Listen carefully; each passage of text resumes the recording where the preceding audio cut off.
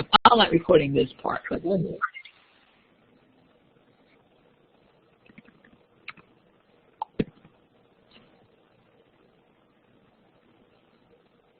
Oh, one or two. I mean, two is fine. If I said goals with an S, two, and if I didn't give you a number, just do two, do the minimum. What processes do you think are going on, Chesley, in a person who has very few errors?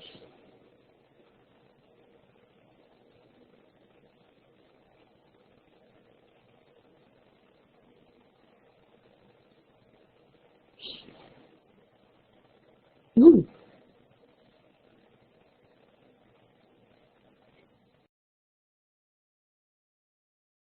Well, that's only one. That's only one example. That's only one example. Generally, what you have to do is to see it across a board. You have to see a pattern across several different consonants. And TH are the same, voice and voiceless. I mean, they're pretty much the same. One is voice, one is voiceless. So basically, you know,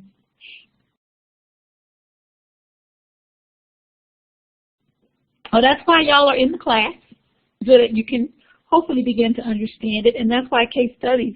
If I just had you to just memorize a PowerPoint, you would not really even understand that when you saw a case. Yeah, in this case, yes. That's why you said phonetic. You said you believed it was phonetic. So phonetic is motor. If you say phonological case, then it is language-based. Then you have a different approach. That's the way that we're teaching you. But I do know now, currently, there are people, and I used to do it even before it was popular.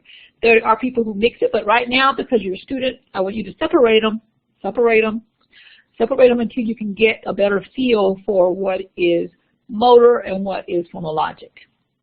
What is language, I'm sorry. And those are excellent questions. Anyone else? Okay. Now for the last, oh yes, yes. Because remember, the key word was a phonological processing disorder. The key word is patterns, processing. Really, you're looking for a pattern. So let's suppose a child can do his S's, he can do all the other sounds, but he's only stopping in one thing. Then there you have to draw the line. Maybe it's not stopping. Maybe it's just a mispronunciation of TH.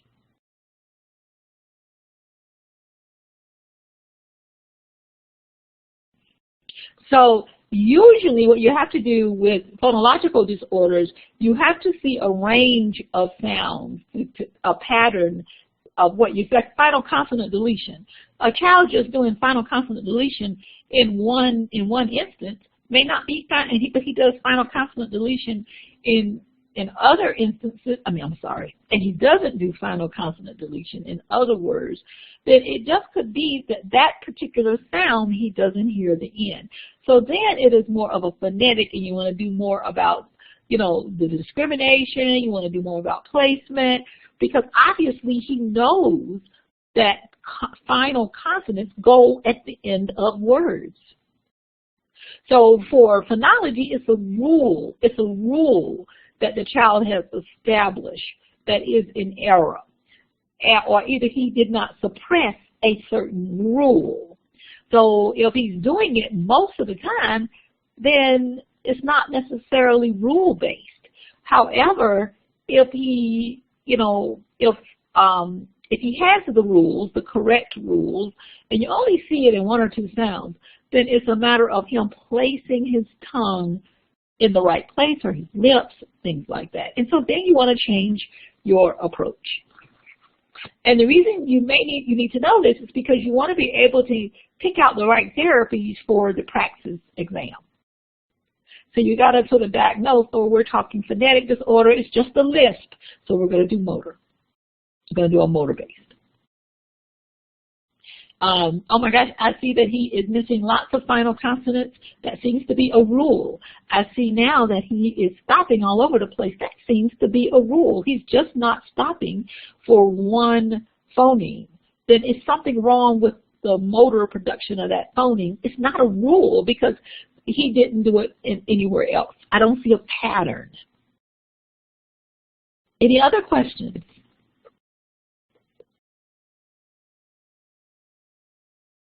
Very good. I want you to do case number 3. I'm afraid I did not think about it after I left class last night. I'm still in mom mode after I got out of class last night. But I do think I know I want you to work in groups. I just have to decide how many per group. So right now, off the top of my head, I'm going to just make it a rule. We have, what, 28 people in this class. Why do we have 28 people in this class? Who's missing?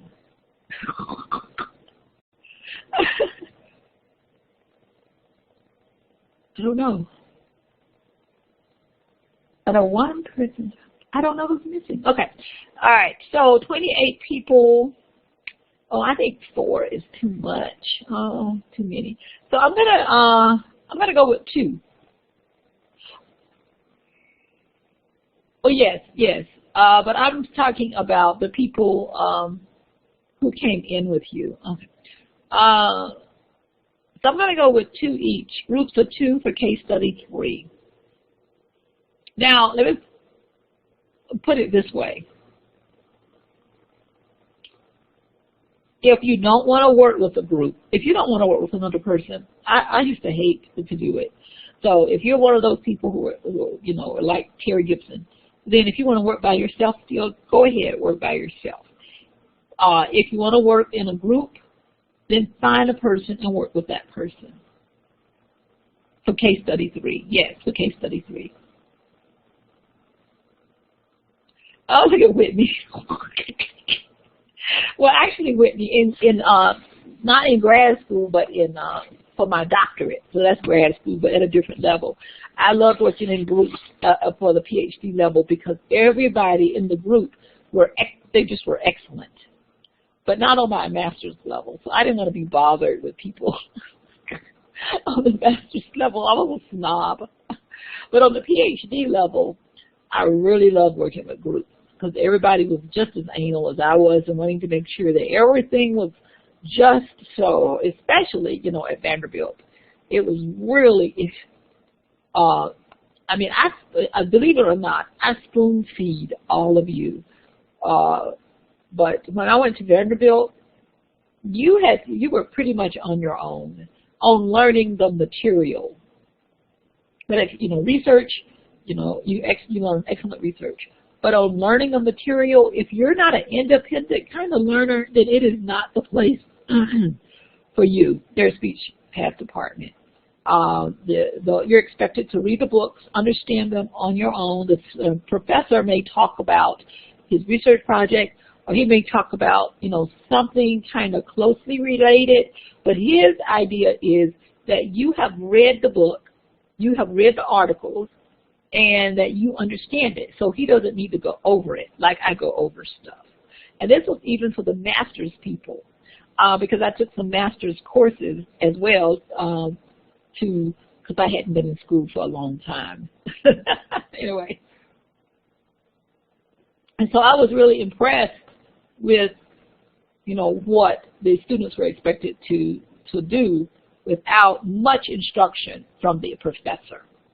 So here at TSU, I've modified a lot, but here at TSU, there's a lot of hand-holding done, and I think at a lot of other programs. But at the programs that are ranked really high, there's not a lot of hand-holding done, and people are just, put out if they can't handle the pressure. So I'm very happy that we aren't that kind of program, but I do wish we did less hand-holding. My doctorate is in hearing and speech science, so I am actually a speech scientist. So my dissertation is on acoustics. I did a lot of acoustics in my dissertation.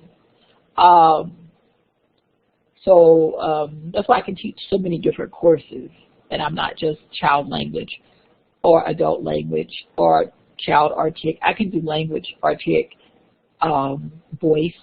I can do all of them regardless of age, across the range, because of the background they gave me. It took me, oh, Michelle, I'm so ashamed to say, but it won't take you that long or anyone else in this class. It took me 8 years. Okay. All right, I got it out. 8, yes. I ended up getting pregnant. Okay, it's 3. It took only 2 years of classwork, or is it 3? 3 years of classwork. 3 years of classwork. And then for every year that you're there, like the first year you take classes and you do a research project. So I did my research project in my first year, just like I was supposed to. The second year you're there and you do your research project. My second year research project took a little longer. I chose a professor who was so, he was wonderful. I mean, wonderful man, but very tedious. Very tedious. That might be why I'm tedious. I don't know. I was like, ah! And so it took me an extra semester to finish my second year project. So now I'm already behind, right? So I'm in the third year, and I'm running out of money. They only give you 3 years with money. You know, you can take as long as you want, but 3 years with money. And so I wrote a grant, a dissertation grant. You can write dissertation grants. A dissertation grant, and luckily I was approved, and that gave me 2 more years. So that was 5 years. And when it was time to work on my dissertation, I got my dissertation approved and everything in the 4th year. And I said, okay, I have 5 years. I got 1 more year. Got my dissertation approved. And my husband said to me, you must come home. It's time for you to come home and you work on your dissertation at home. And I said, okay. So I told them I'm going to work on my dissertation at home, which would have been Maryland. So I left Tennessee to go to Maryland. I got to Maryland, and Fabia was 12. And I looked at my husband and I said, oh, we only have 6 more years, and we will be free. We'll be, she'll be off to college, because I am now like 40. Yeah, 39, 40. I think I'm 40. Yeah, I'm 41. And I have no idea. After I said that, I jinxed myself. I can only tell you, like 4 months later, I was doing a Brittany fly, running to the bathroom and throwing up. And there it was. And then I was too sick for 2 years to do anything on my dissertation, too sick. And then so now I've done the 5th year doing nothing. Then I got 6, 7, and then after 2 years, and then my 8th year, I was able to get on my dissertation. 7th year, I was able to collect my data, do my research, do my writing, and then the 8th year, I finished it up. So there you go. Okay, so there you are. Anyway, but it's the best thing I've ever done. And so that should serve to, they used to have me speak at Vanderbilt to people because they felt that I was a great role model when I came back to do my postdoc. So Vanderbilt asked me to come back, and I did a postdoc and did more research with them before I came to TSU. And they said to me, they wanted me to speak to their students, their new students, to let them know that it doesn't matter your age, as long as you have the determination that you can complete your goal and get a job and be happy. And because I was so old taking my job, I refused to let them pay me low dollar, and I would only take the job if they gave me the highest amount of money that they could give a person who was in my ranking. And that was the best thing I ever did, was to play hardball. So I'm just saying that to my older students. Don't give up, keep going. And whenever it's time to negotiate, because you know you don't have much time to build up like these youngsters. You don't have much time to build up for your retirement. So you want to negotiate as high as you can. Yes, Judy. Any of you, I don't know how old people are, but I know we have some people who have been out of school for a while. So anyway, so had I, and I did it, and so you can do it as well. All right, so now let's get busy. Stop talking to me, people. Let's get busy with this lecture. We're going to try to go through diagnostics today and treatment. Now, some of this you already know from your clinical practicum class, and some of you now, these things won't seem so odd to you because you have actually seen some kids. So you're going to be able to relate a little bit. But I do need you to know this. I need you to know the difference between a relational independent analysis. Okay, a relational analysis and an independent analysis. A relational analysis is what you do whenever you give them a test. It's the description of a child's speech sound production as compared to the adult standard. So the Goldman-Fristow, even though it's normed on children, the Goldman-Fristow is based on the adult standard, right? So the adult standard for wagon is wagon. So all children are trying to reach the adult standard. So when you do a test, it is based on the adult standard, even though you have the norm for what a child at a certain age should be doing based on the adult standard. So that is a relational assessment analysis. Now the independent analysis. The independent analysis is you don't really care what the adult standard is. You're looking at the child as an individual. What is it that this child is doing? We want to know a description of his speech. The independent analysis on many of the tests are based on independent analysis. These diaries that researchers did, that's an independent analysis. You're just describing a child's speech. So when you're not using norms and not making a comparison, you're just trying to make a description of what a child is actually doing, then that is an independent analysis. Now, you also want to know the difference between a delay versus a disorder, a phonological delay versus a disorder. A delay is that the child is slightly behind. Okay, there's a time lag. So you have a 4-year-old, maybe based on a test, because that's you have to do this relational analysis. Based on the test, he's similar to a 3-year-old. So there's a delay. A disorder, sometimes their speech is similar to a younger child, but there are patterns that are odd, that are different. So they're all over the place. So it's not really just a time lag. There is a time lag plus something with the learning style. Something else is going on with this child that would make it more of a disorder than a delay. Now, I can tell you that some speech pathologists, they don't really separate it. And when I read the reports, they'll say delay or disorder almost interchangeably. But in terms of the academics, in terms of what might be on a practice exam, there is a difference. Most children with errors will have a combination of a delay and a disorder. They'll have a combination. But I do want you to know that there is, in the truest sense of the words, a difference. Okay, so this is your process of trying to do a diagnosis, a diagnostic. You want to get the case history data. I copied this from the book. I don't know if this is your book or a different book. But obtaining case history data, so there's a case history form, you have them complete. Did y'all do a case history form? Probably not for these kids. Did you do any case history? So looked at a case history form for the children at the preschool? No, okay. Oh, case history forms, but did you look at them? Did you look at the case histories? Okay, so you didn't have to do them, collect it, but you were able to look at it. So at least you're familiar now with case history form and the kind of information that's on there.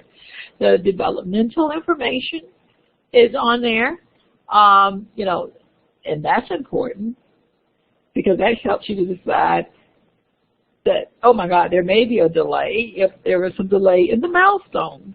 There may be a disorder even. So that kind of gives you a hint of what to look for. You want to, sometimes you do an interview. I like getting the case history form first and then interviewing the parent when the parent comes. However, sometimes you don't get that case history form. Sometimes the case history form is right there with the parent. I mean, the parent and you're doing the case history at the same time that you're doing the evaluation. So you got to think on your feet. Think on your feet. In hospitals, the case history and your evaluation are happening at the same time. Then you want to observe the child. Observing the child, I would have the parent and the child play a little bit. Sometimes I would peep in through the observation room. I mean, not the observation, the waiting room. But most of the time they would come to my room, and then I would ask the mom, could you play with the child just a little bit, just to get him to talk? I would be out here observing, and then I would listen to see how they would communicate with each other. In observing, I'm looking at more than speech. What else am I looking at, class?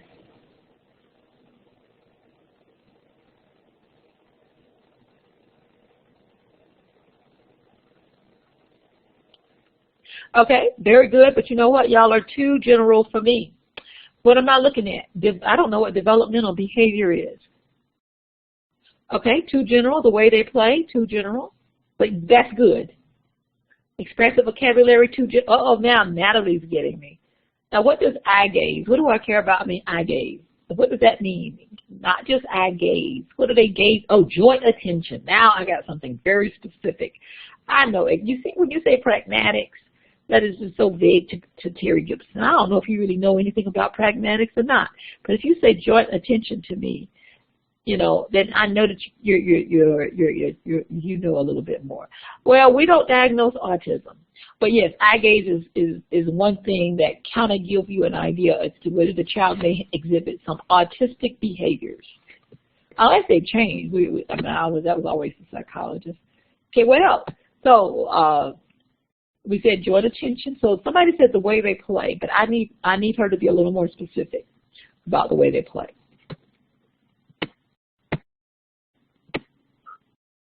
Come on, help her out. Come on now.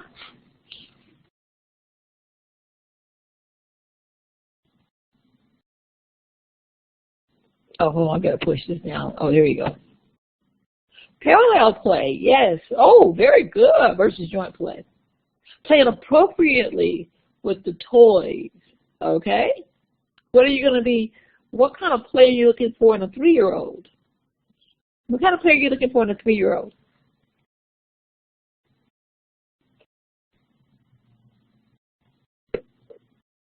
I don't know if that means functional play. I don't know what functional play, I never heard of functional play. Role playing, yes. Pretend, very good. Symbolic play. Symbolic play is the term. That's right. Oh, imitation of real, I don't know what that means, imitative of real objects. You mean how they use real objects? You mean that they'll use appropriate function of real objects? Is that what you mean? All right, so there you go. To the dolls. That's pretend play. Very good. That's pretend play. Okay, or symbolic play. So, excellent, excellent job. But this is an RTIC class, and this is an RTIC kid. So why are you interested in this play?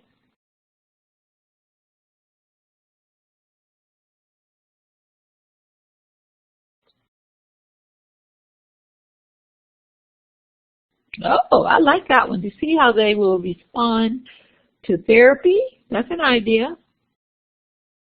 What? Okay, you mean want them to talk? Oh. Very good. Excellent. Who said that? Sorry. Let me see who said that. Is that Alyssa Harrelson? I think that's a very good, Alyssa. Exactly. Exactly. See if there's a language component, and maybe that's the reason. Then you want to think, oh, might be phonology, might be phonology. So what else do you want to observe? So let's get away from the language and the play. What else as a speech pathologist do you want to look at other than language? Somebody said something about motor development. So what are you looking at there? Normal developing. I don't know what that means, normal developing. That's too big.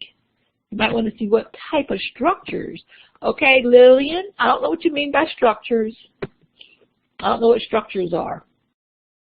Oh, CVC. Do you see what I want? This is what I want on the test. This is why you get, this is what I want on the test. If you want your points from Terry Gibson. This is what I like. I know now that you know. Yes, that you just didn't. Yes, thank you. What else? Now let's get away from, those are the structures that Lillian and Jackie are talking about. Syllable structure, I love it because you're pulling from your case study.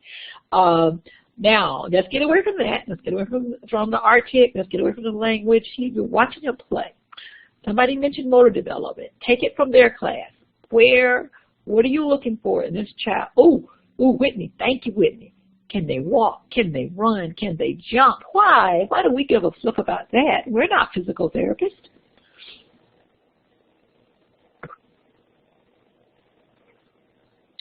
Yes, because now you might want to say, okay, because oral motor is generally more fine motor movement, but if they have some gross motor movement issues, they may also have fine motor movement issues. Yes. If they have fine motor movement issues, then it might be more of a motor approach or kick. You know, and that kind of helps you to know about your therapy. It may help you to pull out the right test. You might say, well, I want to do a Goldman-Christo now instead of a Hodson's phonological. You know, because this kid has motor problems. So do you see, a lot of times, when, not all the time now, so not every time, I would always look to see when the child is running or running down the hall or walking, is he on his tippy toes? Sometimes children who are on their tippy toes have a mild cerebral palsy, but not all of my cousins were on their tippy toes, and not one of them have CP.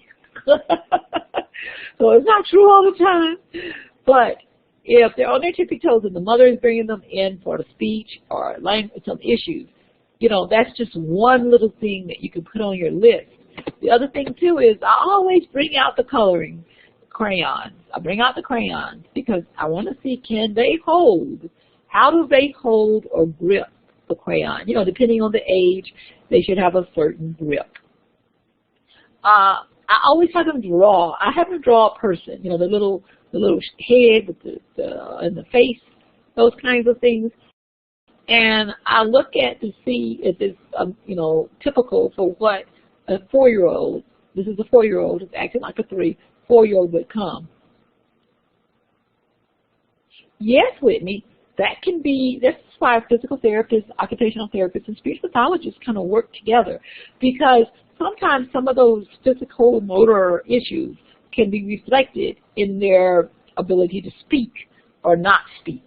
So it's so important to go outside of your field and read different types of articles. That was another thing I learned at Vanderbilt as well, is that they don't want their students, they want their students to get input from different areas of medicine, areas in psychology. Medicine was big, of course, because the speech and hearing department is in the School of Medicine. So we had access to the ENT, the voice, doctor, neurologist. So very good. All right, so that's observing. So I wanted you to understand that observing isn't just about speech. It's about the total kid. Remember, I want you to be a detective in looking at these kids.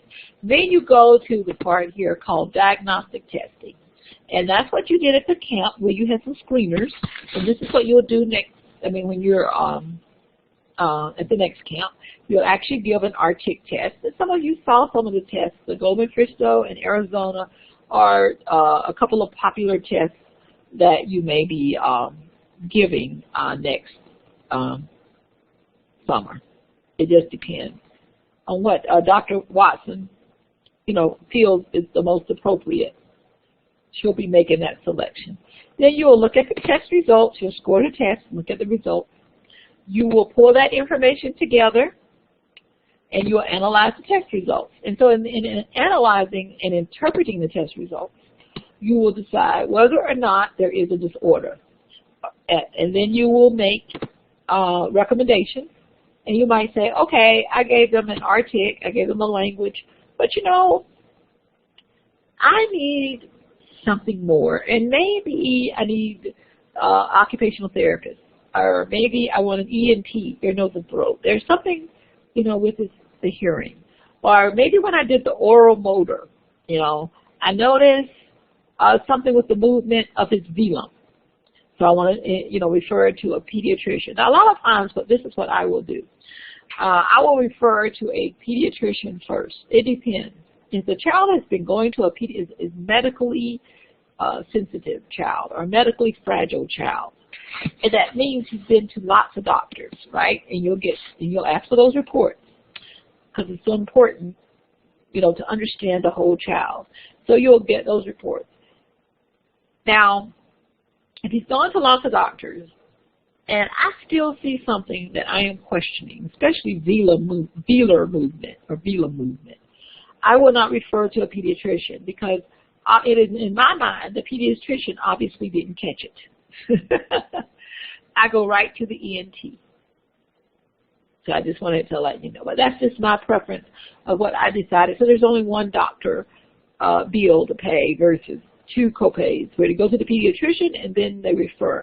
Now, if it's a child that is pretty healthy and I am not sure, but then I say, go to the pediatrician. Could you just take them to the pediatrician? I just want them to check out a couple of things just to be sure. Don't worry. If whatever it is, you know, it's something that can be easily taken care of if it is, but probably, you know, it may not be, but if it is, it will help me to handle the therapy or modify the therapy in a more appropriate way. Now remember, I worked at a clinic, and it was in Danville. So people would come an hour, hour and a half to our clinic. That's how far they had to travel. So therefore, we would get all types of different types of cases, which made it a very interesting place to work. But I also had to know about sending off for referrals. So I may want additional evaluations, maybe speech evaluations, maybe PT/OT, or maybe a medical evaluation. Sometimes I may say, I don't want to do the diagnosis right now. I need them to come back in a couple of months. Let them grow up a little bit. So maybe I'm thinking more of a delay than a disorder. But the delay is mild. You know, and I'm just like, give them a couple of months. Let's see what happens. I give the parent some strategies and then ask the parent to do this. Now, I don't depend on that because parents get busy. And sometimes they don't do it. Some parents are housewives and they live for that one child, and so therefore they're doing it all the time, almost too much. But, you know, I don't put a lot of pressure on the parent, but I do give them suggestions always, because parents are really the best teachers for very, very young children. So I may defer. And then, however, if I don't defer and I do decide, okay, I do want to see this child immediately, and sometimes it will be to train the parent. I have recommended parent training, and the parent and I work with the child together to get speech or language from the child. Then you determine your treatment plan, and that's where you make your goals. You decide, okay, this is what we're going to work on. It is an RTIC case. I think this is phonology. So we're going to work on these class features. So I'm not going to say I'm going to work on an S, that I'm going to work on a P. I'm going to work on reducing stopping. Or if I want to be more positive, I say I'm going to work on increasing continuancy or increasing stridency. If there's some F's and V's in there, then that's more of the strident issue. So then I'm going to say stridency instead of continuancy. So it depends on how you want to phrase your goals. They give you a lot of room for that. If I think it's an RTIC case, then I'm going to work on a particular sound. So I'm going to, you know, the child will produce a TH in the initial position of words with 90% accuracy, 3 out of 4, 8 out of 10, 8 out of 10 pictures or something like that. So determining your goals, your treatment plan, how it is that you plan to treat the child. Then you want to convey your findings with the parent or the teacher or the principal or whomever. If you're at IEP meeting, then there will be a group of people that you will convey your findings, and including the parent. And then you may need to counsel the parent, because some parents, when they're very young, they have such guilt complex about, oh, I didn't do this or I didn't do that. And let me tell you right now, we are not sure, we are definitely not sure why kids have speech and language delays.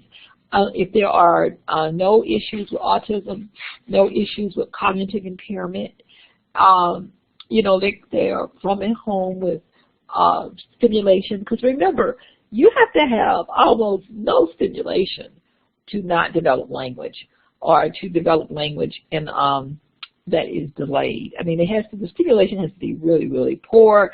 The person locked up in a closet somewhere. I mean, it's just, so don't start blaming parents, you know. Don't say you didn't read enough. And it's just, you know, there is no statement that says that is a cause of a speech delay. Nowhere, nowhere, nowhere. If you can find it, then show it to me. So don't say it in any of your answers. Don't say that. Do not indicate to me that you think that because the parent didn't read enough or talk enough to the child, that's why the child has a language delay. That is not, that no one has ever said that. The only thing the research says is this. There is, don't struggle, Whitney, you're not guilty. Unless you put your child in the closet somewhere. Did you do that? Did you keep him in a closet all day? Not feed him? So, now, there is a correlation that parents who speak to their children more, that those children have less of the risk of developing a language delay. A correlation. A correlation says there is a relationship. There is a relationship. It doesn't say that not speaking to your child causes a language delay. So I do, you know, so I want people, sometimes people read it and they look at it as causation. Hearing impairment may cause a language delay. Brain injury, some type of syndrome, chromosomal malfunction, genetic condition, medical issues, lack of oxygen for a long time. But these other kinds of things, it's more of a correlation. It's not, you know, because you can have people who come, I mean, there have been instances where children have been taught to very little, and they turn out to be great speakers themselves because the parents didn't talk to them. They're like, I'm going to be the opposite. So the relationship may be there, but the causation isn't there. So I am constantly comforting my parent, because you want a parent who's going to support you, and a parent who feels that you are on their team, not a parent who feels that you're judging them. And I find that speech pathologists, teachers, they tend to judge poor people so much more than the middle class. And the middle class, if you look at the rate of language delays and speech delays, it's primarily those middle class children. So you want to be careful about judging the poor or judging the minority, because they do something different on the test score, it doesn't mean there's a language delay. The test could be biased. So you want to be careful about how you convey your findings in your counseling. And that's why I like doing things outside of tests. And then, of course, you report and distribute diagnostic information to the appropriate services, to the appropriate persons, once you have gotten permission to do that, right? Okay, you got to get those permission forms before you submit this information to anyone, because it is confidential and private. and you don't want to, be in ethical and legal jeopardy from, ASHA or the licensing boards. So, an assessment system.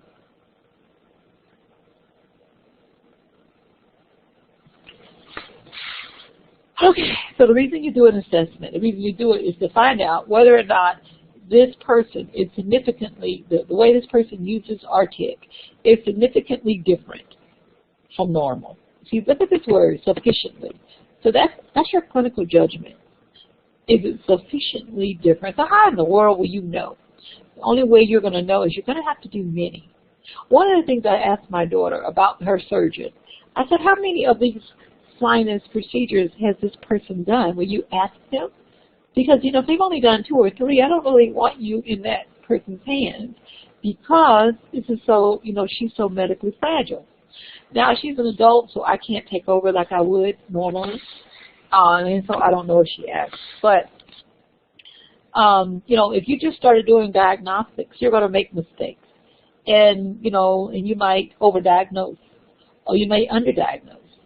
But you just got to be aware of what you're doing so that you can make the changes.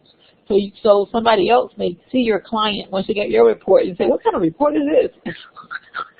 So this person got it all wrong, and you just have to, suck it up and then go to the next one and then just try to do the next one better. It takes experience to understand what is typical and what is not typical. You got to go through a lot of normals to know what is not normal. So then the reason you do an assessment is to know the treatment. Another reason is to do prognostic statements. What's a prognostic statement?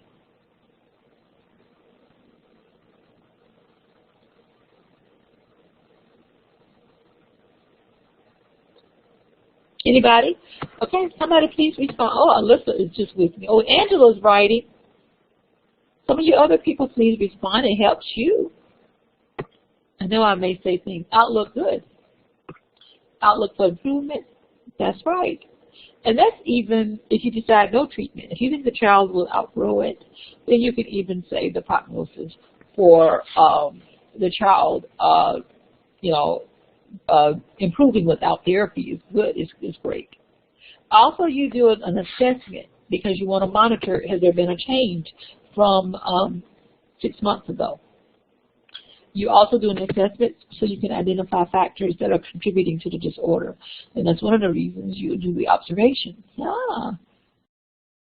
So why is it on a case history form? They may have some questions about when your child drinks. Does water come through his nose? Why in the world would that be on there? Any problems with drinking fluids? Very good, Whitney. Whitney got very specific with me. Palate. Yes. Palate. Very good, Michelle, right? Y'all didn't just say feeding. I'm just like, okay. Parent knows the word drinking, eating, feeding. Oh, well, yes. Okay, let me give you another one. Why do we ask about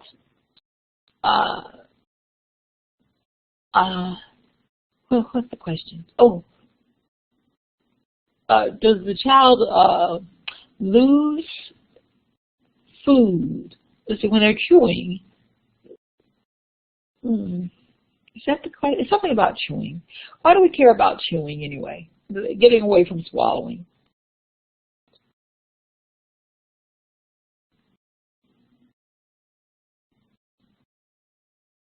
That's right, motor control. Motor control. Tongue strength, even though you may not need that stronger tongue for speech, but still it gives you an idea about tongue movement. It gives you an idea that they can clear, many times I will ask, well, does he leave any food in his cheek? Because you use your tongue to push that food out of your cheek, and your tongue helps you to swallow the food down. The tongue is the organ that takes that bolus, that spoonful of food, which is called a bolus, the spoonful of food, and it moves it backwards to the back of the mouth. So if the child is having some trouble with taking food and the food just sits in his mouth, then you know tongue movement is going to be an issue. And this gets you ready for, oh, somebody said movement of the articulators. Who's that? Very good, Michelle. And see, I know Whitney and Alyssa. They've had me before, so they kind of, know me. I don't think Michelle has had it. Michelle, you're picking up what you're answering the questions. Oh, I'm hearing a lot from Michelle P. Okay, good. I love it. All righty. Oh, there was another one too, but maybe it'll come to me. So any factors. I talked to you about looking at how the person walks. They, up there on their tippy toes, look at if they can draw and how they're holding their pencil or their crayon. Look at, you already talked about the eye gaze, joint attention. I always look for joint attention. Let's see. I do ask the parents, okay, when your child drinks water, does he cough? Why do I want to know? What am I checking? What am I asking? Why am I asking? Is he coughing after he drinks water?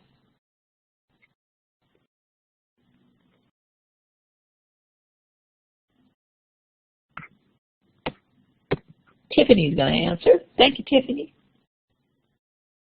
Oh, no, not necessarily. I'm not asking about epiglottis. It could be some the epiglottis didn't cover what it was supposed to cover. Oh, no, that's not why I'm asking. But Whitney is the closest right now. Okay, but yes, but coughing is aspirated. Why? Why would I care if the child might be aspirated? Why do I care as a speech pathologist? What am I testing? What am I testing without testing it?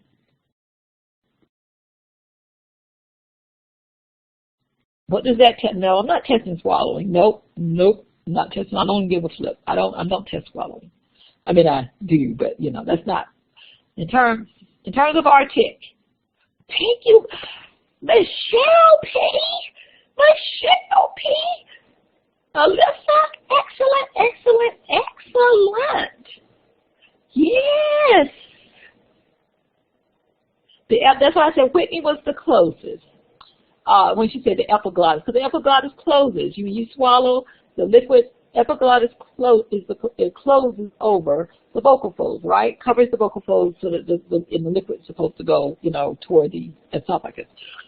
But the reason that when that happens and it doesn't close, and the vocal folds also are supposed to the close, up. But so actually, I think Whitney was probably very correct. But for me as a speech pathologist, I'm looking for vocal fold function. Is the vocal fold closing during swallowing? And then whenever they do cough, is that cough strong too? So that's my next question. Is it a strong cough? And then does he stop? Does whatever needs to come up, or does it end? And does it happen frequently? If it doesn't happen frequently, I'm not worried about it. If it does happen frequently, then I know I need to send a referral, because what am I thinking? What referral am I thinking? So it will be vocal fold and epiglottic. So Whitney was right also. What am I thinking? What is my referral for this kid? What am I thinking I might need to do?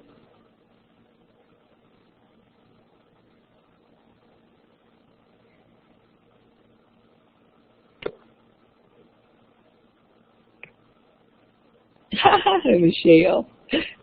I wouldn't ask for a swallow study unless, I would have to do a swallow screening next if I thought it was swallowing. But I would definitely think ENT or neurologist if it's a medically fragile child. But yes, I would want somebody to just kind of look to make sure his vocal folds are functioning. That's only if I see other things. Now, you don't do that just from one coughing incident. Okay, now you're going to listen to his voice. But that's what I'm thinking to myself. Okay, is the vocal fold the problem? If it happens frequently. Most of the time my parents will say no, it does not happen frequently. But if I get a yes, then I'm going more into the voice stuff. And I'm going to start, asking him to say ah, because if there is a vocal fold issue, the ah should sound a little funny. It might be short. I'm going to have him to do an S or a Z, S and a Z, to see if there are some differences there. We'll play around like a buzz, like a B, you know, then a quiet a quiet S. Oh, very good, Lillian. I've been asked that question before when I was practicing. And basically, it's different for different children because your tongue can make the adjustments. And basically, the child might sound a little bit funny in terms of the resonance, but the artic should be okay. Because the tongue makes the adjustments. So resonance might sound his voice might sound a little different, but nothing really bad about that. Not voice, the resonance of the voice. But no, I wouldn't worry. Unless she's seeing symptoms of something. All right, very good. So identifying factors. That's going to help you decide your treatment. All right? So, and that's one of the things I love doing. I am a diagnostician. If I could do nothing but diagnostics, that's all I would do. The therapy is the hard part for me because you have to continue doing it for years, and I get bored. So, okay, a screening. Screenings are easy, as you know. They're quick and easy. Weren't your screenings quick and easy? Were they easy? Very good. Very good. And so informal screenings, these are some of the things that you might want to do if you don't have a screener. And you know what? We made up our own screener at the clinic I worked at. We made up our own screener. And then we would give a standardized test if the child failed the screener. And hospitals have their own screeners for those of you who want to go into the hospital. But one of the things that we do right here for adults, we walk into the hospital room, and you say, could you tell me your name, your address? Could you count to 20? Can you name the days of the week? Who is the president of the U.S.? I don't know, what city are you in right now? Those kind of the things. You're doing that for orientation, make sure they understand. In terms of artic, it's a spontaneous kind of ritual speech, and you get the context of the sound. So it's very important. And plus, these are things they do all the time. So here you should hear their very best speech with their name and this should be their very best speech because it's so ritualized. Now, tell me about a TV show. If you're talking to a child, or even adults can handle it with like this one, or a current event with an adult. A child, it could be a story, you know, like a popular book. And here you got speech and context, and it's more spontaneous. However, the TV show also gives you a little bit about language.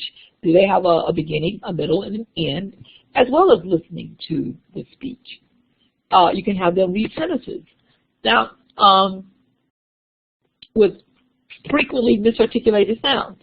So you look at the age of the child and you think to yourself, okay, 3-year-olds, you know, they're going to probably have trouble with these sounds, and these are the sounds that they're going to do pretty well in. And so you can make up your own sentences, or there may be some sentences available that have S words in them. Sentences available with K words.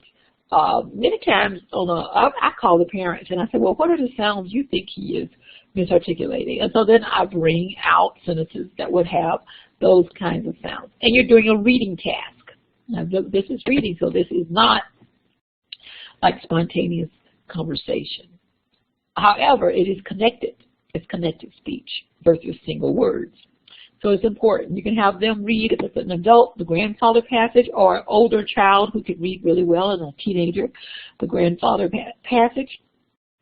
The grandfather passage has all the sounds that occur in the English language.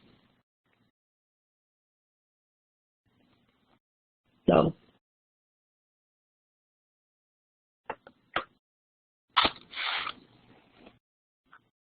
or you can have an informal conversation. The issue, you can't have this just by itself, informal conversation and automatic speech, because you're not going to collect all of the sounds. But, you know, the grandfather's passage, you can collect all of the sounds, but it's reading. And some people can't read, you know, don't read as well. But those are some type of informal kinds of screenings that you can do if for some reason you're under budget and you don't have a test. Or let's say the speech pathologist from the other school or the speech pathologist at the hospital took the test home and you went to the closet to get it and it wasn't there and you have to do the diagnostic today. Then this is what you would do. You would do these kinds of things instead of saying, I don't have a test, so I can't do it. And then the next time you see the client, you can do the formal screening. And with the formal screening, these have normative data. You have cutoff scores in which you can say that the person has a disorder or a delay. And, you know, here are some different ones. Okay? And there are many more. You can use speech samples. Why? Because it's more representative of how a person actually talks. So not only, you know, you're looking at a total assessment of intelligibility versus if you have the words, you know, you can't really get a general idea of intelligibility. You can get an intelligibility based on a % correct score based on the test, but you don't really know what they sound like in conversation. So you got to be really careful about that because some people can miss certain sounds on a test. Let's say 6 sounds on the test, and they can have mild and pretty good intelligibility.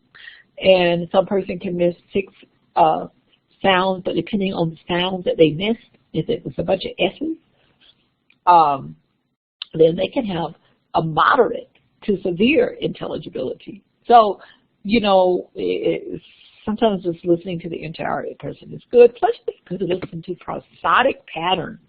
Prosodic patterns are important because many children who have speech delays, they will have normal prosody. And it's just that they're, you know, mispronouncing the sounds. Sometimes kids with disorders, though, their prosody is odd. It's an off prosody. You're like, something isn't quite right, something other than just a substitution. What particular disorder? There are a couple of them, too, that are pretty prevalent today, that there may be prosodic issues. Speech disorder. They may have problems with speech.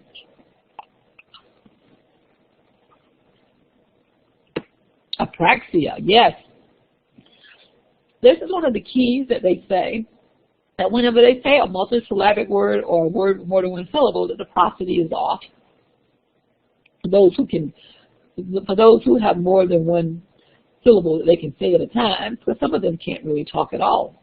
But if you have them to say the word, they have difficulty with prosody. And the other one could potentially be autism. So some therapists believe that this type of a sample should be included in all assessments, but I can tell you if it's an RTIC case, rarely do you get a speech sample. Actually, in today's society, you don't hardly get speech samples for language cases. The problem with speech sample is if the child is quiet. And if the child is so unintelligible, then who in the world can code that thing? You don't really know what the child is saying, so you can't really do it. You can do, I guess, some type of phonetic analysis. However, my God, it's so time consuming and you're just not going to do it.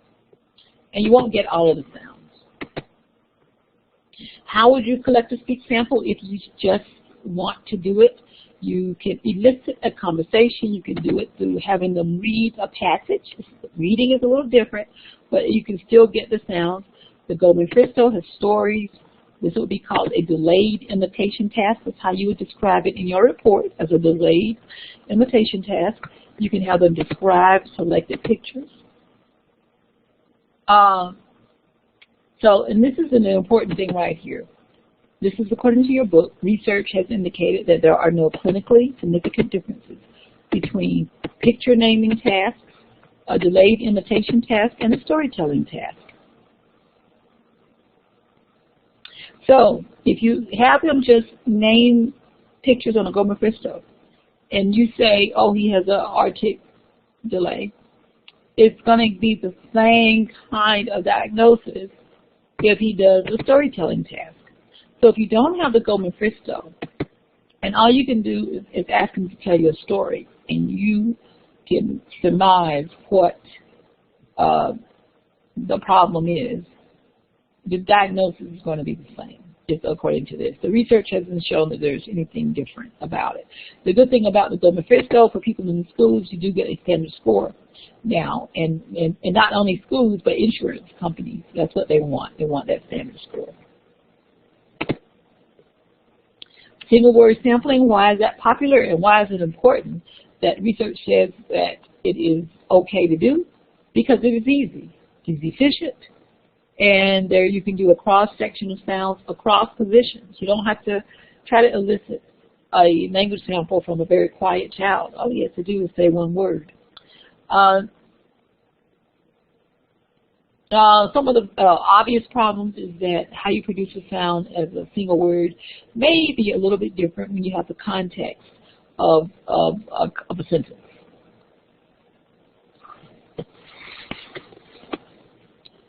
And some phonemes are harder to produce in certain contexts.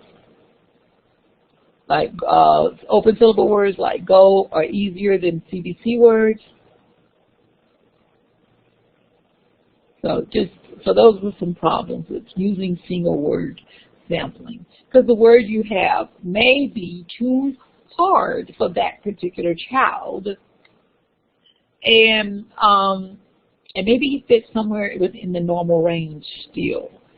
So did you pick the right word? How do test makers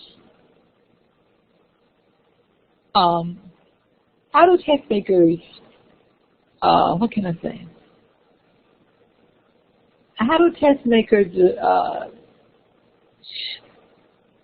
oh gosh, the word won't come to me. Make sure. How do test makers try to make sure that they're using words that are fair to most children?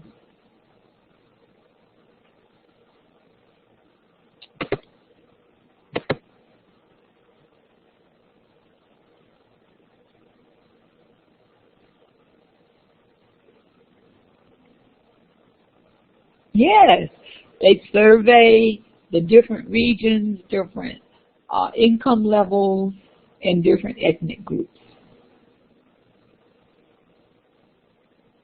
And how do they know that they're commonly known, Kendra? The only way that they know what is commonly known across the country is to do the different regions and genders and cultural groups.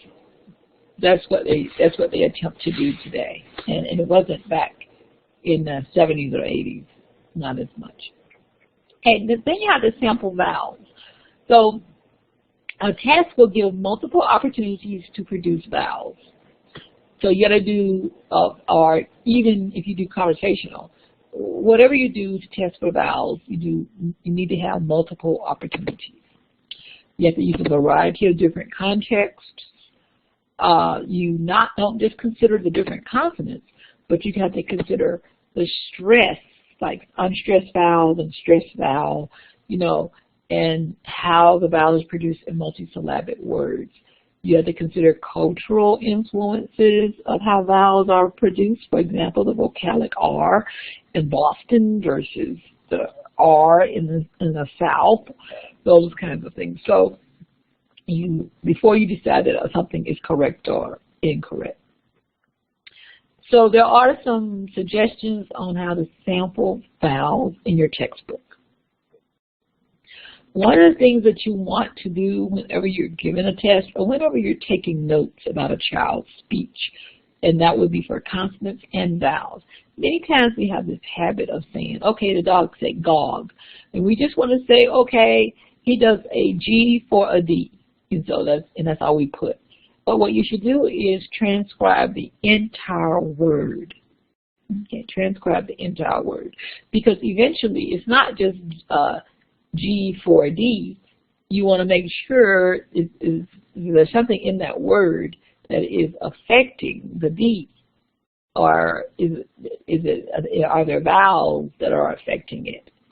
Are there other consonants that are affecting it? So you should transcribe the whole word utterance. You need to know pre, inter, and post-vocalic, initial, medial, and final. I'm not going to ask you to do these right here, okay, because I want to move a little faster. We may come back to PMLU and PWP, but pre is before the vowel, inter is between the vowels, and post-vocalic is the final after the vowel. So post-vocalic is the final consonant. Pre-vocalic is an initial consonant. And intervocalic is medial, if you want to put it that way. Well, let's go. Imitation versus spontaneous. You know, I'll keep telling you how spontaneous is, you know, a good thing to do. And I make it sound as if it's better than imitation. According to some people, children may do better with sound production on imitation tasks than spontaneous tasks. Other researchers believe that children imitate the way they really talk. So what you'll have to know that imitation tasks may give them a little bit of an edge over a spontaneous task. So a lot of the tests you give have imitation tasks on them. Just repeat the sentence after me. Say what I say. It just kind of know that if they say it spontaneously, it might be a little different. Then you want to do a stimulability test. A stimulability test is, you know, can the child produce the sound if trained? Can they do it immediately after training? And is there a certain context in which makes it easier for the child to be able to produce it? Okay. So you use stimulability to determine whether the child will acquire the sound without intervention, or to determine the level of instruction. If it's easy for them to get the sounds, then you might want to say to the parent, you know, he's mild. It's, you know, it's not a big delay, and he was stimulable for it, which means that it is emerging, and then eventually in about 6 months he'll have it, or less. So if in 6 months or less he's not getting it, I would say 3 to 6 months, then call me up and then let me schedule a reassessment. So you don't want to waste the parent's money and time by bringing the child in who's just going to outgrow it. So researchers have reported that children who imitate correctly have a greater probability of correcting his own misarticulation. So therefore, children with low stimulability should receive treatment. However, stimulability is only one factor. So now think about this. A lot of the things that I'm telling you, you can't take them in isolation. You can't do it. You have to look at all of these different factors all together and putting it together. That's why you're the scientist. You're the detective. That's when you make your decision. You don't just say, oh, well, he's not holding his pencil right, so he must need speech therapy. Oh, well, he's not blah, blah, blah. No, you put everything together. Oh my gosh, he coughed when he swallowed at one time? No, you don't want to do that at all. I don't want you saying that to get some say, no. This would be a pattern of things that you see, and then you have to place it with other factors, other behaviors. So some children do not outgrow their errors, even if they have high stimulability scores.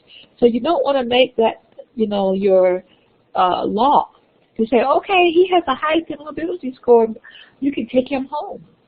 I just say that makes it easier for you in therapy. So high stimulability score is maybe one reason that you might say he'll outgrow it. But if he's got a lot of other things going on, you can't just take that one thing and say, bring him back in 3 to 6 months. You have to consider the total picture. So some researchers suggest that therapists should target non-stimulable sounds first. So you can still take this child into therapy, but don't work on his sounds that were stimulable. Work on the ones that were not stimulable.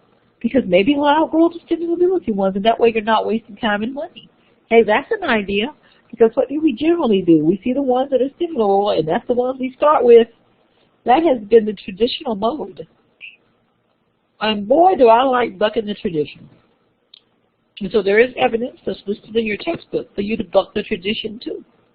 Now, if it becomes too frustrating for the child, I say, no, don't do it. It's not worth it to have a child who doesn't want to come to therapy. And then for those of you who don't know about stimulability testing, so let's suppose the child has a substitution of S for TH. Then you have him do S 6 times in isolation. So you say, let's try it again. Let's try it again. Very good, good job, whatever, blah, blah, blah. And then you do it in nonsense syllables. Su, sa, so, su, si, those types of things. And then you do it in words. Oh, I'm sorry, S for TH. Oh, I did that backwards, didn't I? I'm so sorry. I even wrote it backwards. I'm sorry. I'm supposed to do TH 6 tries. I should turn it around. It's easier for me to give you the example of the other one. I think this is supposed to be TH for S. So this is TH for S. So now you're going to try S in isolation, S in nonsense syllables to see if they're stimulable.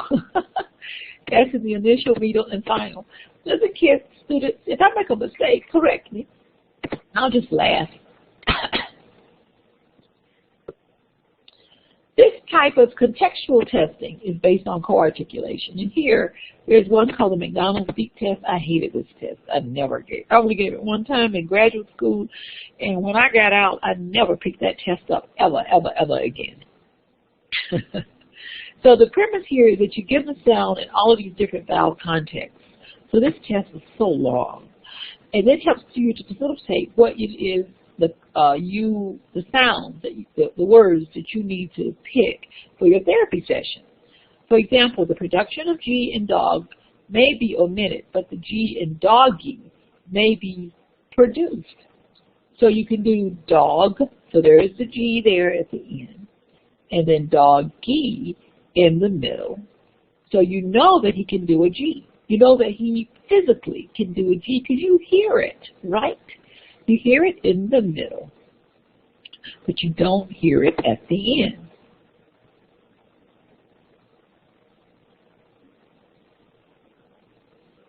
Okay. Sometimes consonant clusters are used to correct an error phoneme because the consonant in a consonant cluster is a facilitator.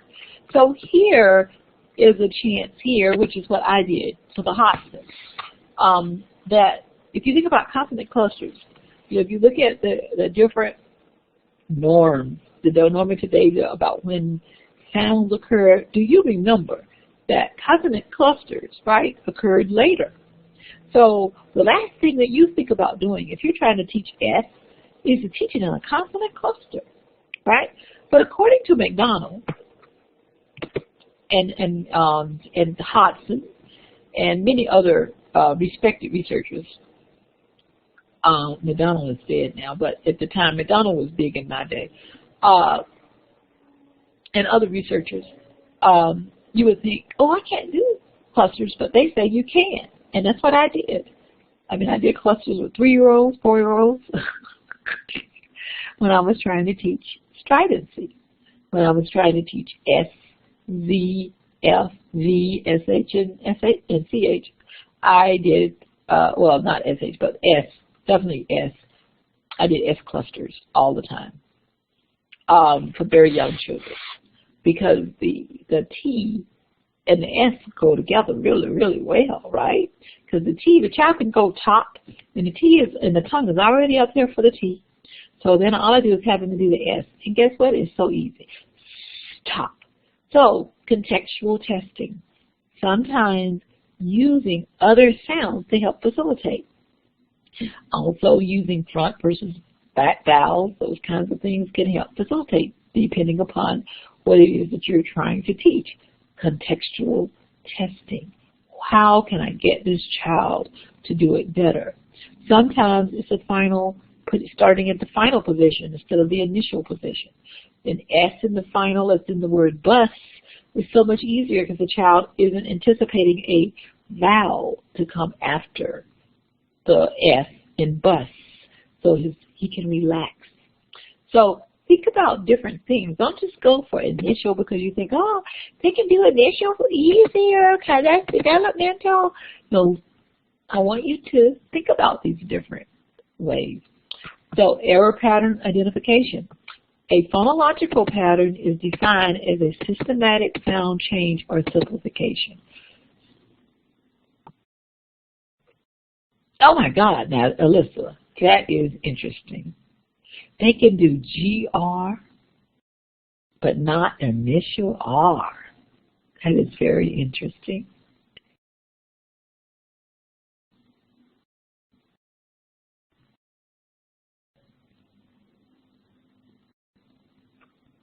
Now, Michelle, for your question, I need to know what their substitution. You mean if they don't say S's? What substitution? I have to know what the substitution is. Oh, okay, you said yes. So if the child is saying, the child is stopping, right? So instead of soap, he's saying taupe. Would you think about giving them words that began with a T and end in an S?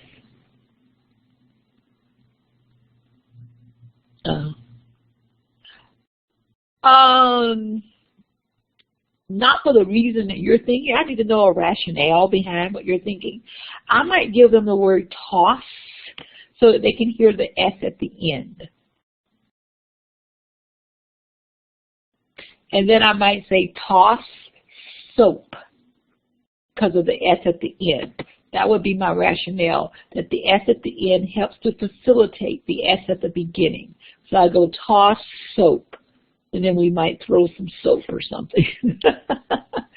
Toss soap, that's the reason I would do it. So I would have to know your rationale behind it. I just wouldn't do it just because the S is at the end. You got to have a rationale as to why it would make sense.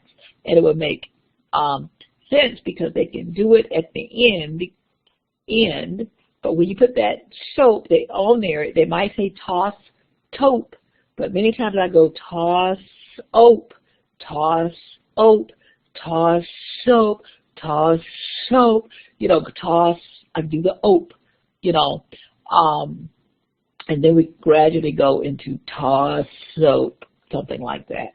But, my rationale is there. You see what I'm trying to say?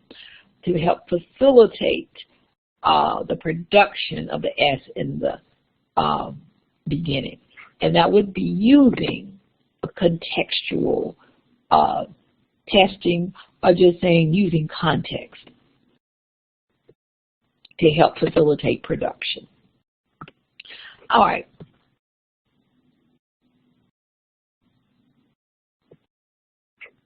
So you want to look for error pattern identification, and this is based on the idea that speech sound errors are not random.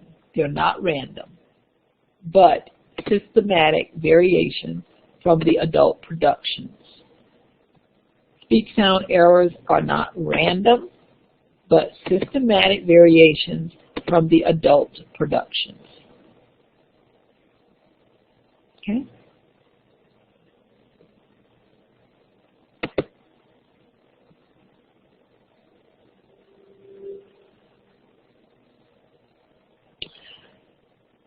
Okay, let's look at this word. Wah-wah for water. Sorry. Wah-wah for water. Now, what is the child doing here based on a pattern that we know happens very early on in a child's speech production? Reduplication. Reduplication. So what might you expect the child to do next?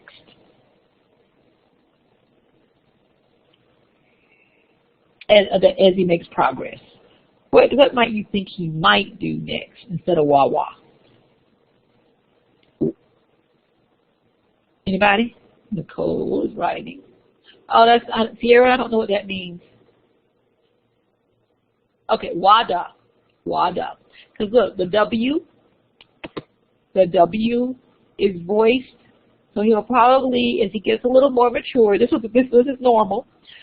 More mature, he'll go wada, wada. And it's still going to be an ah. Okay, then after he goes wada, then what do you think he'll do next?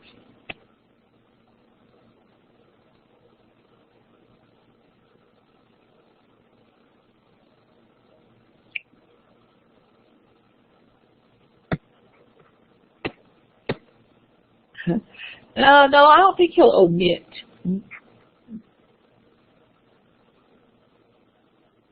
He'll probably go wata, wata, wata, with the T, W-A-T, W-schwa, T-schwa. And then finally, later on, he'll put that on there. So wah-wah to wada to water, wata to water. That would be a pattern that I would see. Now, Nicole, I could see him doing wah-wah, and then maybe kind of confused going wah-uh then. But wah-uh is a lower level than wah-wah. Wah-uh, he's omitting that second consonant. That would be a lower level to me than wah-wah. I think if the child is saying wah-er, I would say, okay, let's do wah-wah. Because I would want him to know that there was another consonant there. Okay, so phonological patterns will provide a description of an entire phonological system, No, that comes later with me. This right here, that'll stay there for a little while, and then eventually comes. Because even people, we say water, water. I mean, we don't say that It's so much stress. It's not until later. We don't go water. I mean, we do when we do speech therapy. So, phonological. I know, but if you think about it, we all probably do, especially in the South, we probably do still say water. Give me some water. Give me some water. No, I don't think we say water, but that T is slightly distorted. We're not going water. We just don't do it. We focus on sounds that represent a particular pattern. So you want to sounds with an S that represent a particular pattern. This is appropriate for clients with multiple errors. Phonological patterns, describing phonological patterns. So, when you want to consider an assessment, what do you think about? What sounds? Are the pictures appropriate? How long will it take? Does the child have low attention? Is the scoring easy? Are there norms? And then who was the test normed on, and does it consider variations? I think most tests today will do all of these. You want to transcribe, you want to decide if it's broad versus narrow. Narrow transcription is when you do all the little details. When you do broad transcriptions, you're going to get a higher agreement. Because if you hear wah, then you hear wah, right? But if you're going to do a narrow transcription, so if you hear a little aspiration somewhere or a prolongation of the vowel, Whitney may hear all of that, but Nicole may say, I don't hear all of that, Whitney. So look, the reliability goes down dramatically when you do a narrow transcription. And that just tells you how subjective narrow transcriptions are. In very young children, when you want to do a phonologic assessment, this is around the 50-word period. Children begin to put two words together. Here, phonological development is tied to the development of vocabulary. So you want to do a more of a vocabulary kind of approach, and while teaching also the word, it's more of a functional kind of process. So look at this 50-word period. It happens around 18 to 24 months. Here, these kids generally are going to have a problem, cognitive impairment, when they're functioning this low, or some type of syndrome. And so when you get these kids in, they may be 3 or 4 years of age, but they're going to only have maybe 40, 50 words. So they're going to be, vocabulary is around this age. They may be functioning in other ways higher, but this is about their vocabulary.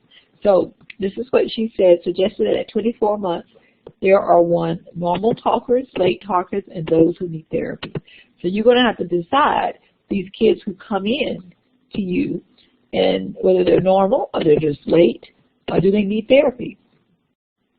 Group 2 and 3 represent 15% of 24-month-old children. So group 1, 85% of your children who, are 24 months are going to be okay. So now you got that 15%.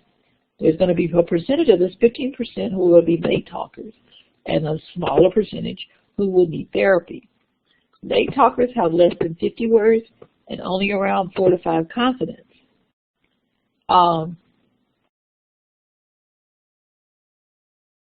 Let's see. Okay. So here with the late talkers, sometimes just giving the parents some ideas, different things like that, will help them come around, and you may want to reassess later. For those who need therapy, then of course they're going to have less than 50 words. I mean, they're going to be really low. We're probably talking like 10 words, and you're probably talking about 3 or less consonants. Then those are the ones that you would actually have direct intervention. Now, you want to use an independent analysis with these very young children, because you want to see, what you want to do is see what they can do. See what they can do. But the ones with bigger vocabularies, you want to use a relational analysis, because you want to compare them with other 2-year-olds. So bigger vocabularies would be 50 or more words, okay, at age 2. So those of you into early intervention, those are some key points right there that you can kind of look at when you're talking to parents who have an 18-month-old or a 20-month-old, and they're coming to you. There are some 18-month-olds that won't have 50 words, and they would be your late talkers, and they are okay. But then you want to look at the number of consonants and vowels that they're using, and then that can help you decide. Stowe Gammon, just wonderful. I think she's a wonderful researcher. Case history, we've already talked about that. So there's some information on case history that might be unreliable, so you might want to ask follow-up questions and check other reports. You're going to do an oral cavity exam. This is your oral motor. You sit the client in front of you. Sit the client in front of the clinician with a head level that gives easy viewing. Client's mouth should be at the clinician's eye level. You can wear gloves, and you want to look at their teeth, dentition. Did y'all have to do oral motor exams with your kids? Good. So here are some of the classes here. You have the normal. This one is normal. This is malocclusion, the crooked teeth. This one is your overbite and underbite. I don't see the open bite on this group. Here's an open bite here. Here are some strategies. If you think that, wondering if the bite will affect the archaic. Here, there is not a cause. Oh my God. Ah, really? Is it her teeth that's affecting her speech, Alyssa? Okay. According to your textbook, there is not a cause and effect relationship between dental occlusion and articulation. Now, that's cause and effect. There could be a high correlation that children who have poor dentition, like an open bite or an oral bite, that they might have an issue. But it's not 100%. It's not just because you have an overbite or an underbite doesn't mean they're going to have a speech issue. Sometimes an overbite, there might be some noise with the consonant, S and Z and F. So, Whitney, did it affect your speech with your double teeth? So, according to the book, this is not a cause and effect relationship. It doesn't mean that your observation isn't true, Alyssa. It's just that in most cases, that is not a cause and effect. So, how does a child produce these consonants here with the teeth in occlusion? Children may be able to assess whether the sounds are able to be corrected, or clinician may be able to assess whether the sounds are able to be corrected in this manner. If the client has an overbite, ask the client to rotate the mandible forward, and therefore, the sound can be produced normally. Yeah, she'll lose them, I guess. So you just have to see what happens. I mean, she's in therapy. Your speech pathologist put her in there, so the speech pathologist must think the same thing. The hard and soft palate, the main thing I want you to look for in the hard and soft palate is whether or not the coloring. It should be pink and white coloring. But if you see a blue tint, blue-grayish tint, then it might be a submucous cleft, that type of thing. If the blue tint is on the side to the midline of the palate, then it's just a growth. It's not a submucous cleft. If the submucous cleft is suspected, then palpate the midline, and you may feel a bony notch, or you may feel like a slight hole, like a depression, like it's going deeper in than it should. Sometimes I look for a bifid uvula. That's when I say, I look to see if I see two uvulae. This may suggest, you see the key words are may, suggest a submucous cleft. And here you want to send for referral because you can't make that diagnosis. I did discover a submucous cleft in a little 8-year-old girl. And her voice sounded strange. Her resonance sounded strange. She did have some mouth artic. She had been in the school, been to pediatricians. I'm just like, really? And I looked up the color. I said, oh, this looks so odd to me. It just looks odd. And that's what I said to myself, not to the parent.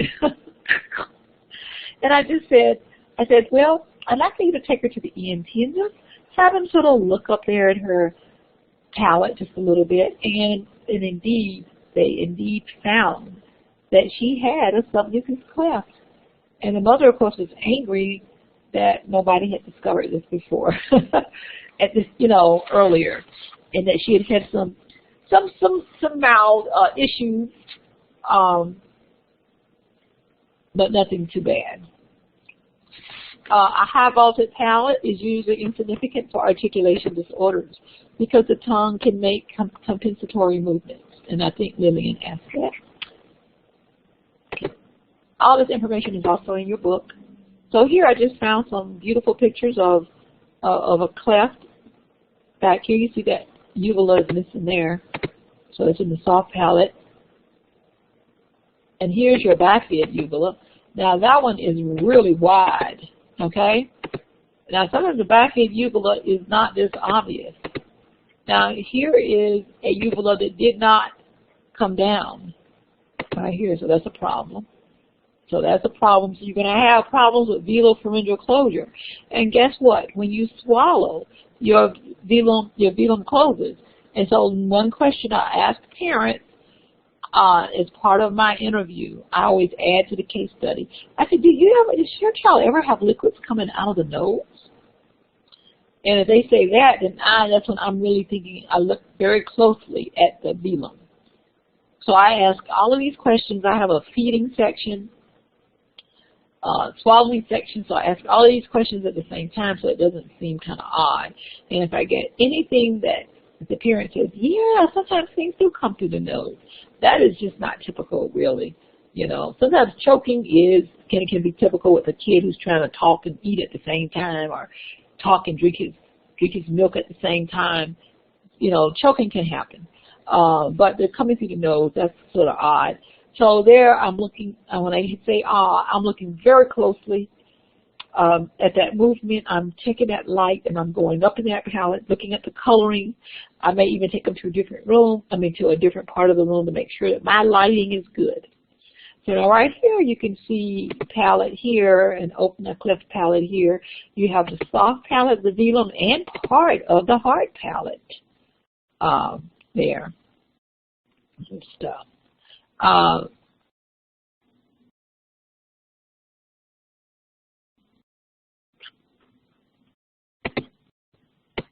Hold on, I just found these here.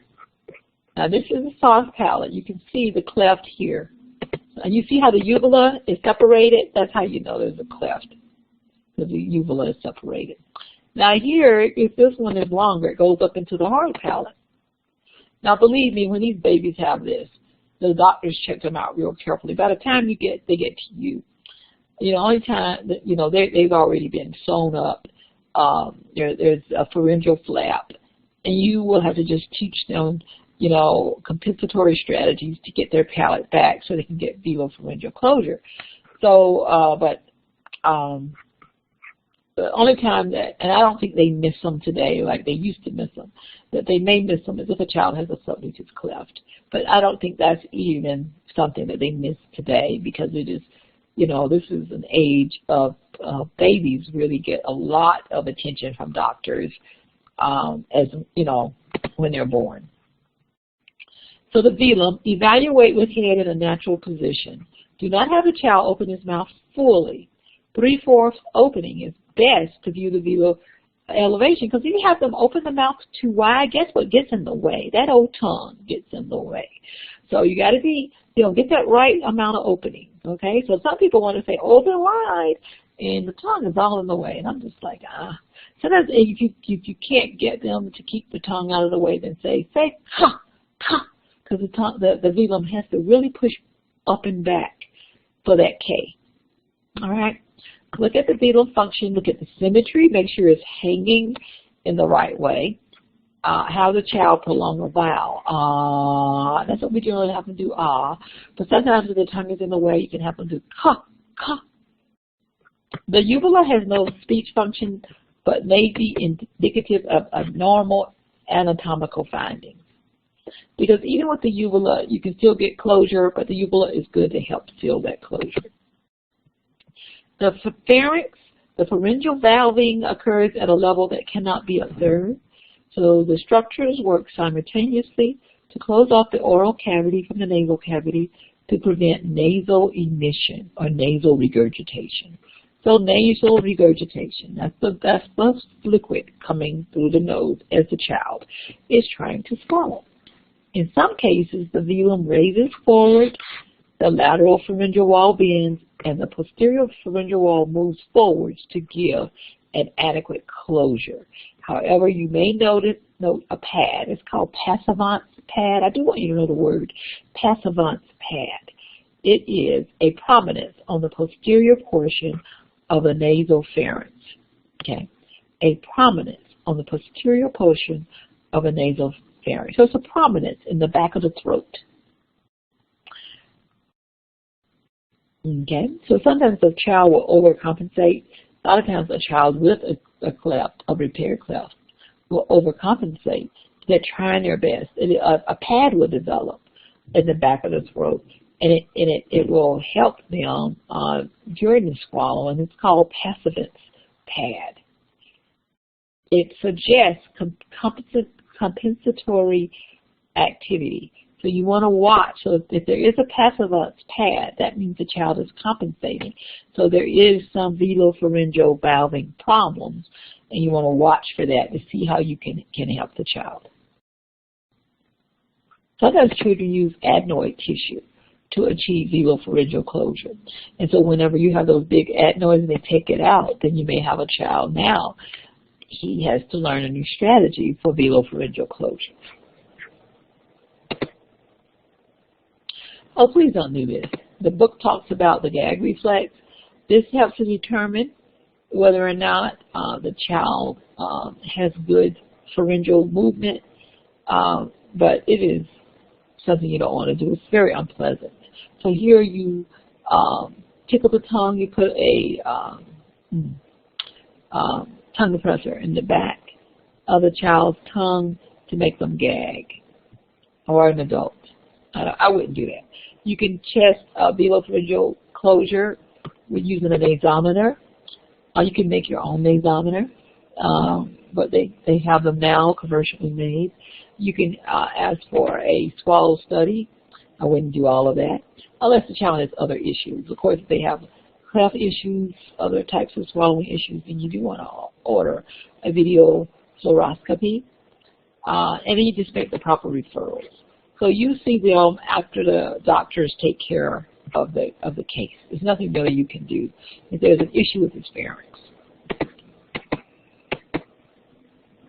The tongue is the primary articulator.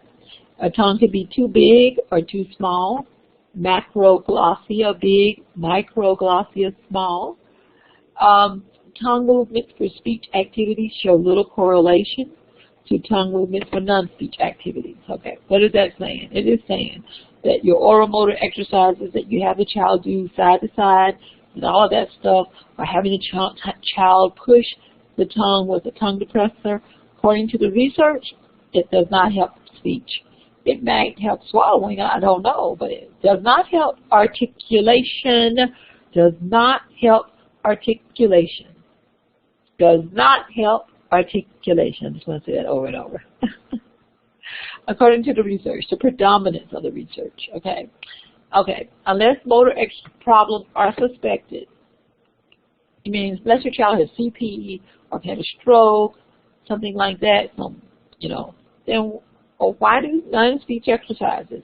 If you feel like they have weak muscles, or if you think it's due to tongue strength, then why not have them just do L words?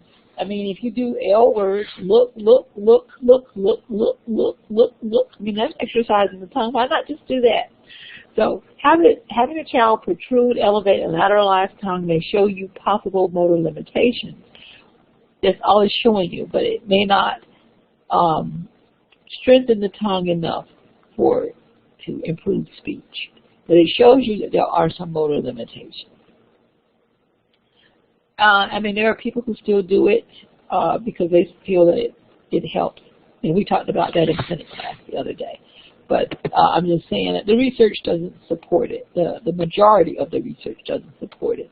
There are research articles that does support it. So some speech pathologists will point to those articles. So I'll put it this way.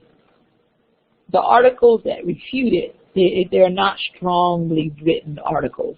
The research was not strong, and that's why ASHA makes a generic statement. The ASHA does not say you can't do it. ASHA says something like this. Currently, the research to date suggests that oral motor exercises do not help with articulation. However, there is not any definitive research that says that it does not, because there are weaknesses in each of the research articles that have been presented. So until we get a stronger article, then, speech pathologists will probably continue to do it. Diadochokinetic tasks, such as number of syllable repetitions in a minute, provide information if the client suspects motor problems. So again, now the oral motor exam is for you to decide if there are motor problems. What is an example of diadochokinetic tasks?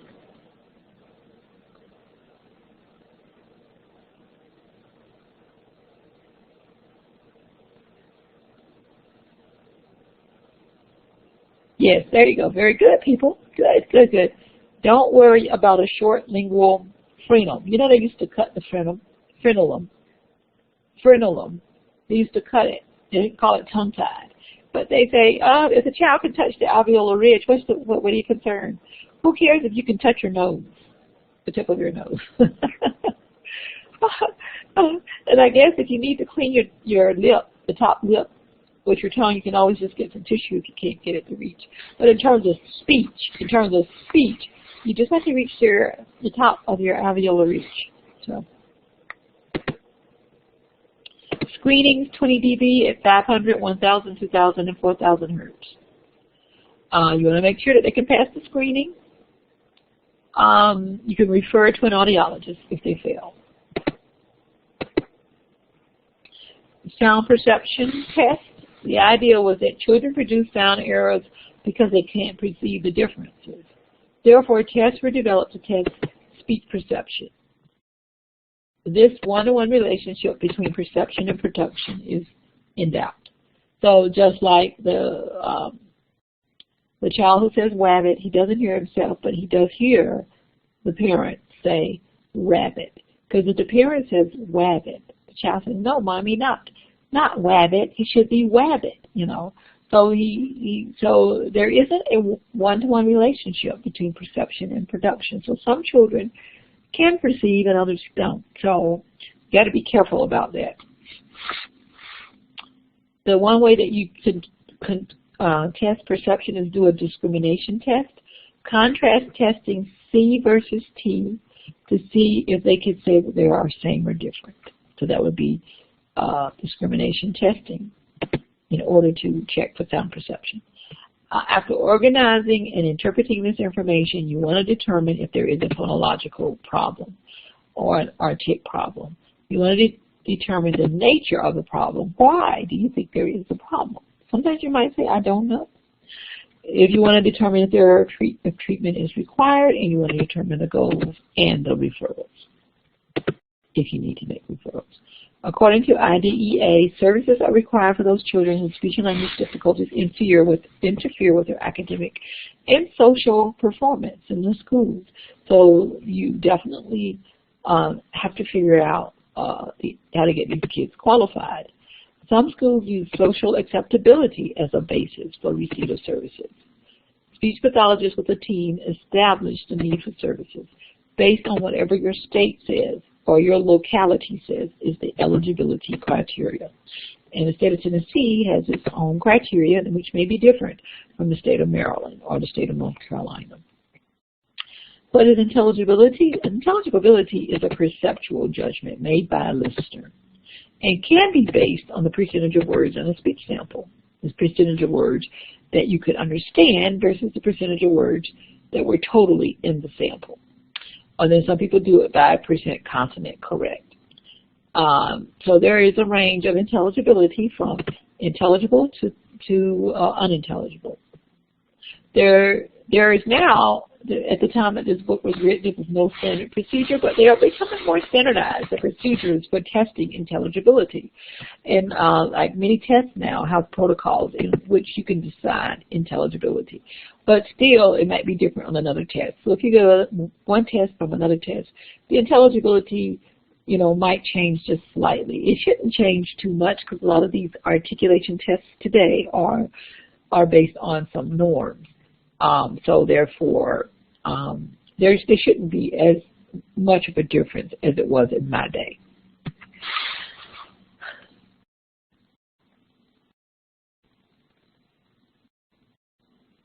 Okay, so open set word identification. So you do a speech sample and you obtain the percentage of words understood in the sample and determine the percentage. So, you know, you have them tell you about a TV show, and then you look at all of the words that are intelligible, and then the total number of words, and then that's how intelligible the child is or the adult. Closed set word identification is that you already have a word list, and then you're deciding from the word list. That's a closed set. So open set versus closed set, and then you just have some rating scales, and then here so based on what the scale says, well, the person misses this many words, this many sounds, the person has this many vowel or misarticulations, the prosody is an issue. You look at all of the little criteria, and then you will have a rating. And based on that rating scale, it tells you what the rating is. Okay. What are the factors to determine intelligibility? Whether you are using a scale or whether you are using informal assessment, you look at the number and type. You definitely want to look at the type of speech errors, because having a problem with some speech errors would be more devastating to intelligibility than others. For example, if you're deleting everything, my God, that affects the intelligibility rating quite a bit. You want to look at the consistency of sound errors. Some errors are emerging, and some, they're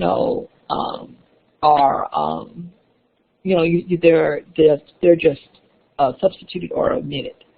You want to look at the frequency of occurrence of errors and frequent occurrence sounds within the language. This is really important, the frequent occurrence sounds within the language. Okay, if it occurs a lot and he misarticulates those sounds a lot, then he's going to be really unintelligible. So the number of words that is very different from the adult standard, the greater the number of words from the adult standard, then the worse the intelligibility. Percentage of consonants correct is not a good indicator. I'm sorry, I'm laughing because so many people use this. It's not a good indicator of intelligibility. It only had an R of 0.42. 0.42 isn't that bad. Well, let's see. 0.42 could be a mild to moderate correlation based on whose standards you're using. But evidently, your textbook doesn't like the 0.42. You have a good reliability is a 0.80, or above. I mean, that's what you really want for a test, because you're making a determination about whether a person gets therapy. This is an important thing. This isn't about whether or not you go to McDonald's. So R equal 0.42 would probably be good there. But to make a diagnosis about a kid or an adult, then you definitely want those probabilities to be in the 80s. The reliabilities to be in the 80s. And they may have improved that. Yes. I just finished it. You see, she went up there, yes. They may have improved that. Yes. I mean, listen, when this book was written, and they developed the test, I'm sure the government Frisco, this new one, they have made improvements. So whatever they're doing to test for intelligibility, they have made it so that it is more up to date. It is more acceptable, and I'm sure there are. This is where you go look at the validity and reliability section of your manual and look at what their R's are. Their R's. And the R's should be in the 80s. If the R's are in the 80s and above, you've got a pretty good test there in terms of reliability. It may have problems somewhere else, but in terms of reliability, they should have a pretty good test. Other factors that affect intelligibility would be stress patterns, especially people who come from other countries. So when people come from other countries, they may have the sounds, but if they don't have the intonational or stress patterns of the country that they're living in, then they're still hard to understand.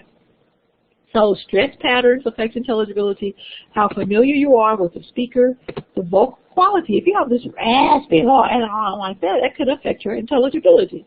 How loud you speak. If you're a quiet speaker, it affects intelligibility, because I really cannot hear very well. Your fluency, how fast you go, and your rate, your rhythm. I'm sorry, fluency would be your rhythm, and your rate, how fast you go. All of that depends. All of that affects intelligibility. So you want to look at more than just percent consonant correct or just sound. A child who is 3 years of age or older who is unintelligible, a 3-year-old child, unintelligible, is a good candidate for treatment. How old and how intelligible should a child be to stranger by the time they're 3?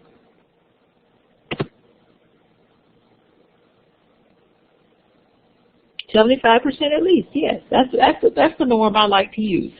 So since I like to use it, I would like for you to use it, all right? Severity. How significantly different is the speech productions from typical speech productions of other children? So how severe is this child's speech from other children? How significantly different is the speech productions of this child from other children? So severity is a selection criterion. Severity is a subjective factor, and so speech pathologists vary about if somebody is mild, moderate, or moderate severe. Percent consonants correct. Consider only consonants.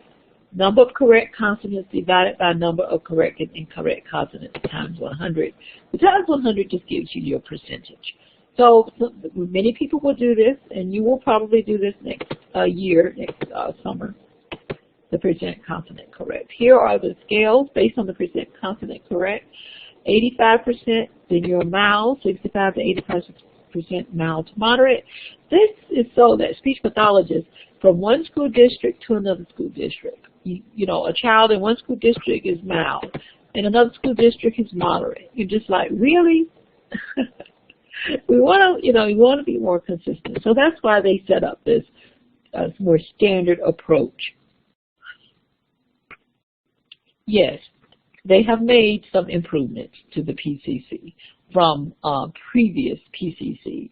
Now they put in the vowels. If they think about the vowels, they do a correct adjustment, and they have now proved with these improvements it's more reliable. Now I don't know what the R is on the PCC currently, but I would suggest to you for each of your articulation tests, the ones that do a PCC, that you look at the reliability of that. If they do an intelligibility, whether it's through PCC or through something else, they do an intelligibility rating. Go and look in the manual and see what the R is. The R should be 0.80 or higher in order for it to be actually any good. All right. Okay. All right. So now let me go into choose. I have 104 slides and I'm only on slide 48. Okay, choosing a target. Some people say stimulability. According to Hodson, she suggests that you choose a pattern or sound that the child is most stimulable. And as we've heard back before, there are other therapists, very few, let me tell you, very few, but there are other therapists that say, why don't you work on ones that are non-stimulable? And, there are reasons why people don't want to do that. And there are reasons that people want to work on a sound that is the most stimulable. Now, one thing that Hodson disagrees with some other folks is this. She suggests that you choose the most complex linguistic level which the client is stimulable.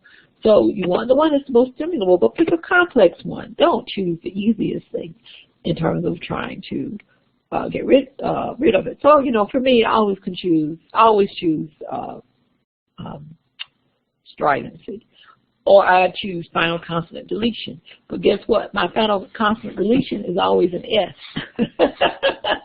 So I feel like I'm working on two things at the same time, you see. For example, to reduce final consonant deletion, choose a stimulable final consonant that represents a stop, a fricative, and or nasal. I always choose the fricative. Okay, other therapists choose sounds that are not stimulable. And this is coming from Powell. Stimulability testing does not reflect the child's underlying representation, but only reflects the phonetic behavior. So that's why there are questions about only looking at stimulability, because it's not telling you about how the child really views the sound. It only tells you the phonetic behavior of the sound, the child's productive behavior. But for me, that's a good start. Okay, you want to look at frequency of occurrence. We talked about that. Look at these. N, T, S, R. Let's see. N, T, S, L, and R. Those are the 5 that you see on Wheel of Fortune, right? And then you pick 3 other consonants. So the most frequently occurring in English, 2/3 of the consonants are voiced, of the ones up here, you see, and 29% of them are stops that are very frequent. But the way you get rid of a stopping is to teach the S, continuancy. 4/5 of the consonants that are frequent occur in the front part of the mouth. So the most frequently occurring consonants are in the front of the mouth, they're voiced and stopped. stop. Some people, when they choose a target for therapy, oh, we're into therapy, getting close there. You do early developing, some more complex ones. I hate when people teach the B. Oh, this just gets to my nerves. Gets to me. Unless they're, I mean, it depends. Unless you're doing functional vocabulary, like a kid who have less than 50 words. Then I say do B. Yes. You can do the first, middle, and late 8. Let's see, where is that? I hope it's somewhere.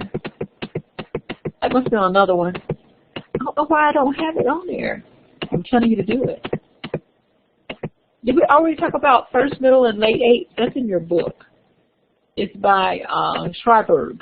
I think we did, didn't we? Did I mention that in another PowerPoint? First, middle, and late 8? Yes, Schreiberg.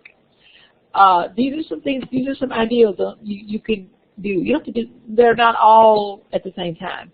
So early developing is one idea. More complex sound, that's an idea. It would not be early developing.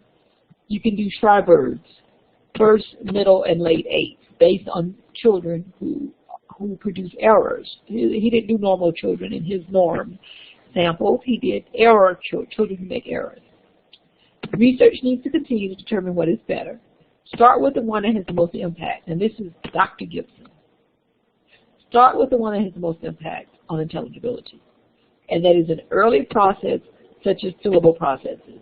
So the most impact, if they're deleting syllables, please, let's do that, because that really makes you unintelligible. I don't do stridency or continuity if they're missing syllables. If they're only doing CBC, I need to get some double syllables because there's just so many words, that have 2 syllables. How do you choose which words you're gonna, or which sounds? You can do a contextual testing, one that can be facilitated based on vowels or based on another consonant to decide how you're going to do the target. This is sound facilitating by a certain context. Clinicians may find that a sound is produced correctly in a certain context, therefore the sound does not need to be taught.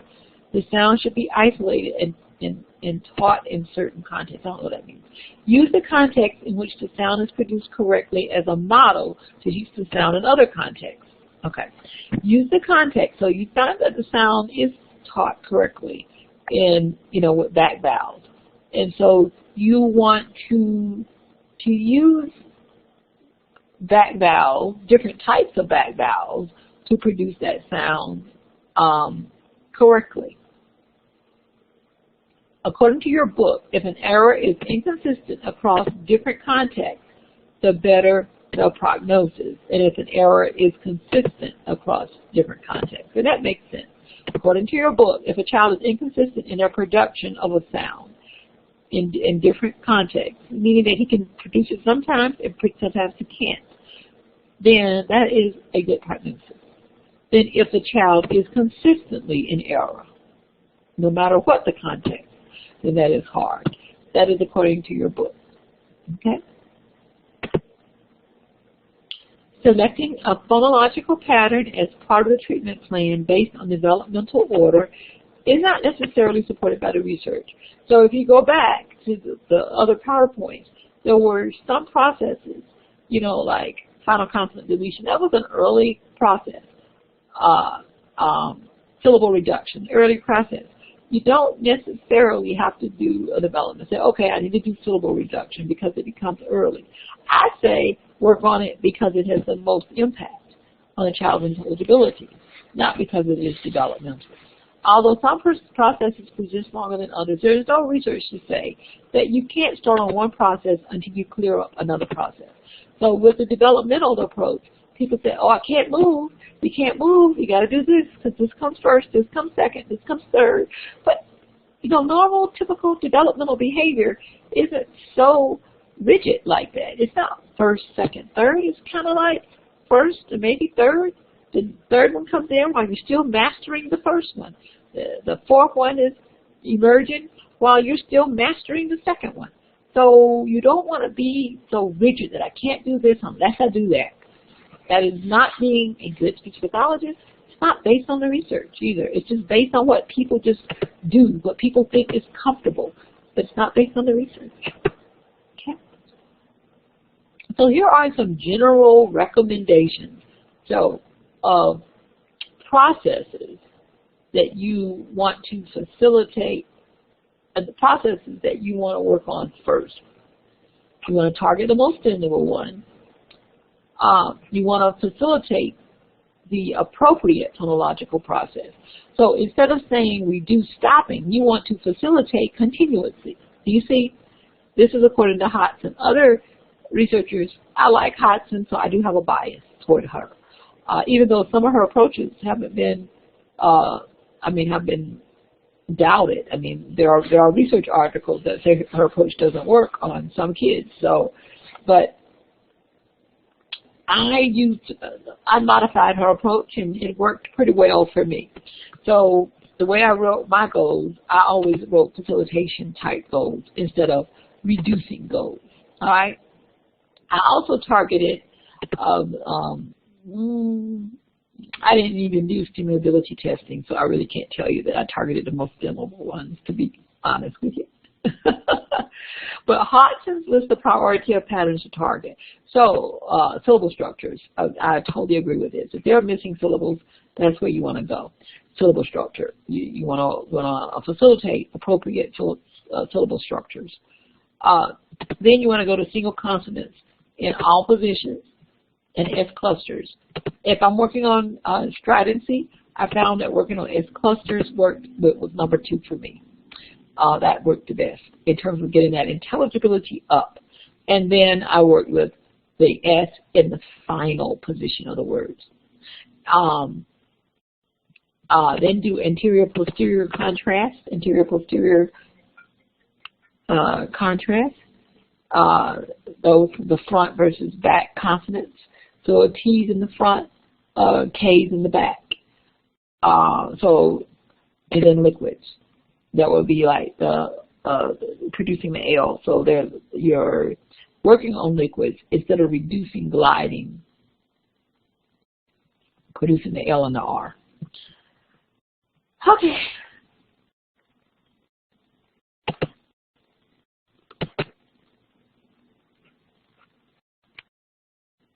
Okay, so suppose you have a case, phonological case.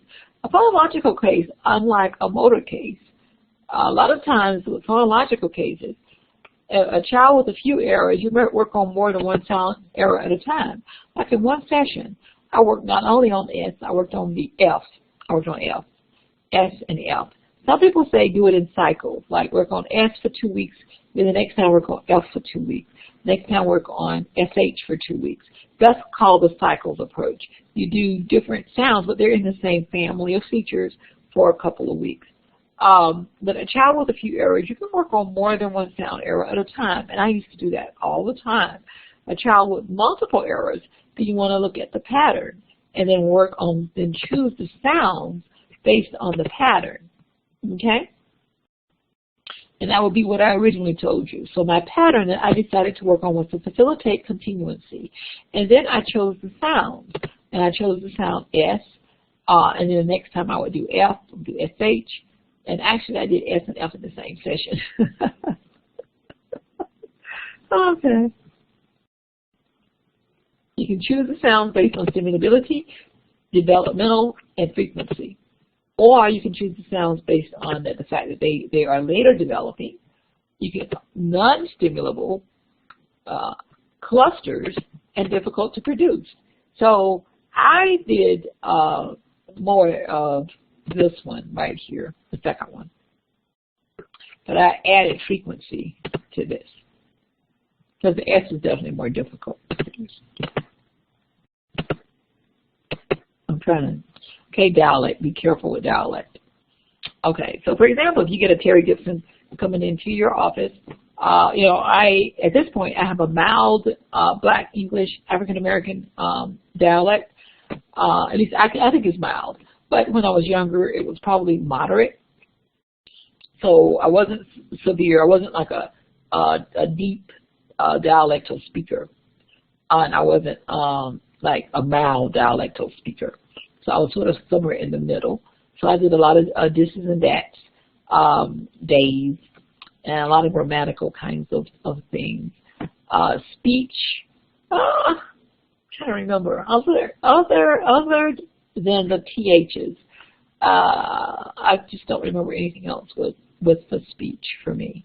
And I still have to think about it, just with, you know. So, but what you don't want to do is you don't want to say that they have a speech disorder. A person with a dialect learned language the way that their culture taught them, their environment. And remember, they learned speech as well. So children who have normal brains, you know, they learn according to their culture, to their environment. So that's not an error. Their brain is operating just fine. Kids who have errors, something went wrong with the rule pattern within the brain, or with the motor movement within the brain. It wasn't in their environment. Their environment didn't talk that way, because they're talking differently from their model, right? So, but people with dialects, they're talking just like their parents. So it's not a disorder. Now, ASH just give you the right, give you a leeway to decide whether or not you want to take a client with a dialect. But it's not called a disorder. It's called a communication difference. And you treat it, and you treat the case as a difference, not a disorder. So it's not incorrect, correct. It is in this environment. You use the TH this way, and in this environment you use the TH that way. So at home I say this if I choose, and at school I say this. You know, so that's the way you teach it, to make it a dialectal difference instead of it being correct, incorrect. If you do something differently than that, you are violating the ethics, the ASHA code of ethics. If your speech pathologist is doing something different than that, they're violating ASHA's code of ethics. And if the parent wants to report, they can get in trouble with their license. So just be very careful, not just for AAE. This is Appalachian speakers, people from other countries, and the way they speak. You got to be careful about dialect and accent, because those are not disorders alone. But at the same time, you don't want to say, oh, this person is coming in with a dialect, and if it's a dialect, there are people with dialect who have disorders. Okay? So you have to be able to distinguish the difference. Okay? Clinicians should know language and phonological properties and rules of the child's primary language. So you need to get in there and learn about AAE. You need to get in there and learn about Spanish speakers, and what country they came from. They came from Chile versus Brazil. It's going to be a little bit different. It's going to maybe be a lot different, you know, if they come from Spain. You got dialects, you know, different Asian dialects. So you have to know the rules of the child's primary language. How do you know this? Then you'll go on ASHA's website. ASHA has this great list of phonetic characteristics and of children from different countries, and they will go over substitutions of sounds that are prevalent in that country that are not prevalent in the U.S. You'll get more of this when you take a multicultural class. Clinicians should know the ways in which the primary language affect the learning of the second language. So you can have language interference, the primary language interference with the second language. So you have to know how that affects. Are there language or phonological disorders in the child's first, second language, or both? And what the key is here, if there is a language or phonological delay in the child's first language, then generally there is one in the second language. So you need to test the first language. And how in the world are you going to do that if you are monolingual? You have to either try to get the services of a bilingual person. Some people use these specialized tests that are bilingual tests. Some of those are bad, so you got to read them. You got to read the statistics in them. You got to read the reviews on them. Some of them are not very good. But the best way to do it, is to do a dynamic assessment. And that is something you should get in your multicultural class as well. Dynamic assessment of these kids when you don't speak the language, other than going with a standardized test. And I know you need standardized test scores, but somewhere on there you need to work with the school system in trying to work better with kids who are coming from different cultures. Okay.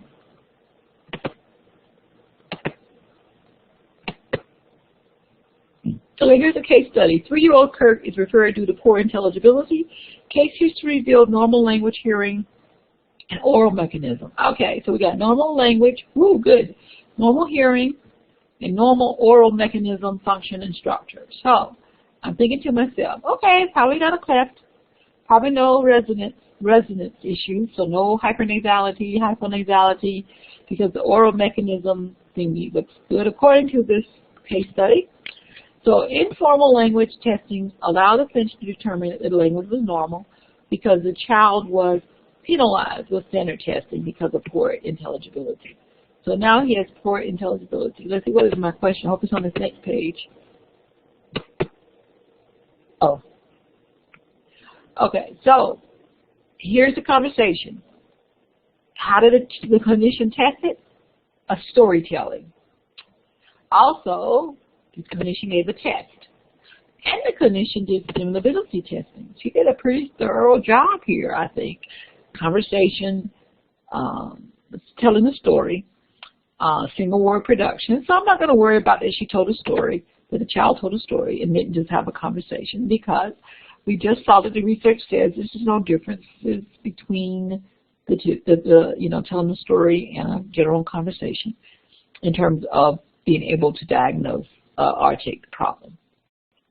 So on the test, they found that, only 34% severe percentage of PCC was only 34%, which is severe. That's not too good. And we have found that they've improved the PCC. I will look at the test, make sure that the PCC is okay statistically. And they found, she did a segmental analysis looking at the different segments of the word. She found sound substitutions.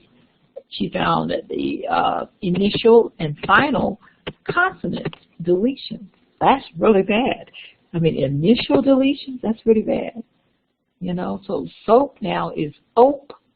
And now we have final consonant deletion. Soap now is O, just an O. Wow. And then when he can say a consonant, there are the consonants that he can say are substituted. So, no wonder you have a severe case. Now, S was inconsistent. He was not stimulable for any of these, but he was stimulable for S. So, because Dr. Gibson has a bias, I'm like, whoa, even though it's inconsistent, this is where we're going. So, pattern analysis was stopping. And that is generally the case in severe cases. In almost every severe case I had, if they did a substitution, the child was stopping. Stopping was the most prevalent. They also had cluster simplification, which makes sense too, because if he's doing a lot of stopping, he's probably not going to be putting together 2 consonants at a time. So cluster simplification therapy is recommended. How old is this child? I already forgot. Look, he's only 3. He's only 3. Why does this child need therapy? Because by the time he's 3, he needs to be 75% intelligible to strangers. Intelligibility is definitely a problem based on the errors that were described for this child. His PCC is less than 40%. He has lots of substitution errors, but by God, I would be worried more about the omission errors. That's what I'm worried about, the omission errors. Positive indicators. He has almost all vowels, so good. He does have some consonants, and he was stimulable. He had good vocabulary and a good MLU based on his language, so he didn't have any language issues. So those are good positive indicators that you want to put in your therapy, because you want to say this makes the prognosis good. So if I give you a client like this, I may ask you, Why does this child need therapy? You got to give me reasons like this. You just can't give me reasons because, well, because developmentally, I mean, you could say that, developmentally, he's not doing this sound. But maybe that developmental sound isn't that important. Okay. All right. The target sound that you would select, you want to reduce stopping. If you're on the more positive end, you want to increase frication. The other errors noted, such as voicing or voiceless consonants, gliding, and cluster reductions, will be targeted later. Because the child is using, voice versus voiceless, that doesn't have a big impact on intelligibility, and the gliding occurred infrequently. So here you want to increase frication. I would probably do this increased frication by working on clusters, but that would just be me. So I would target this, but indirectly. I would focus on several error sounds, not just the S. I would start with the S, but I would also go with. Let me go back. I'm trying to go back. Oh God! I would go with S, and I would do SH. I might even stick in the Z. SH, Z, and S.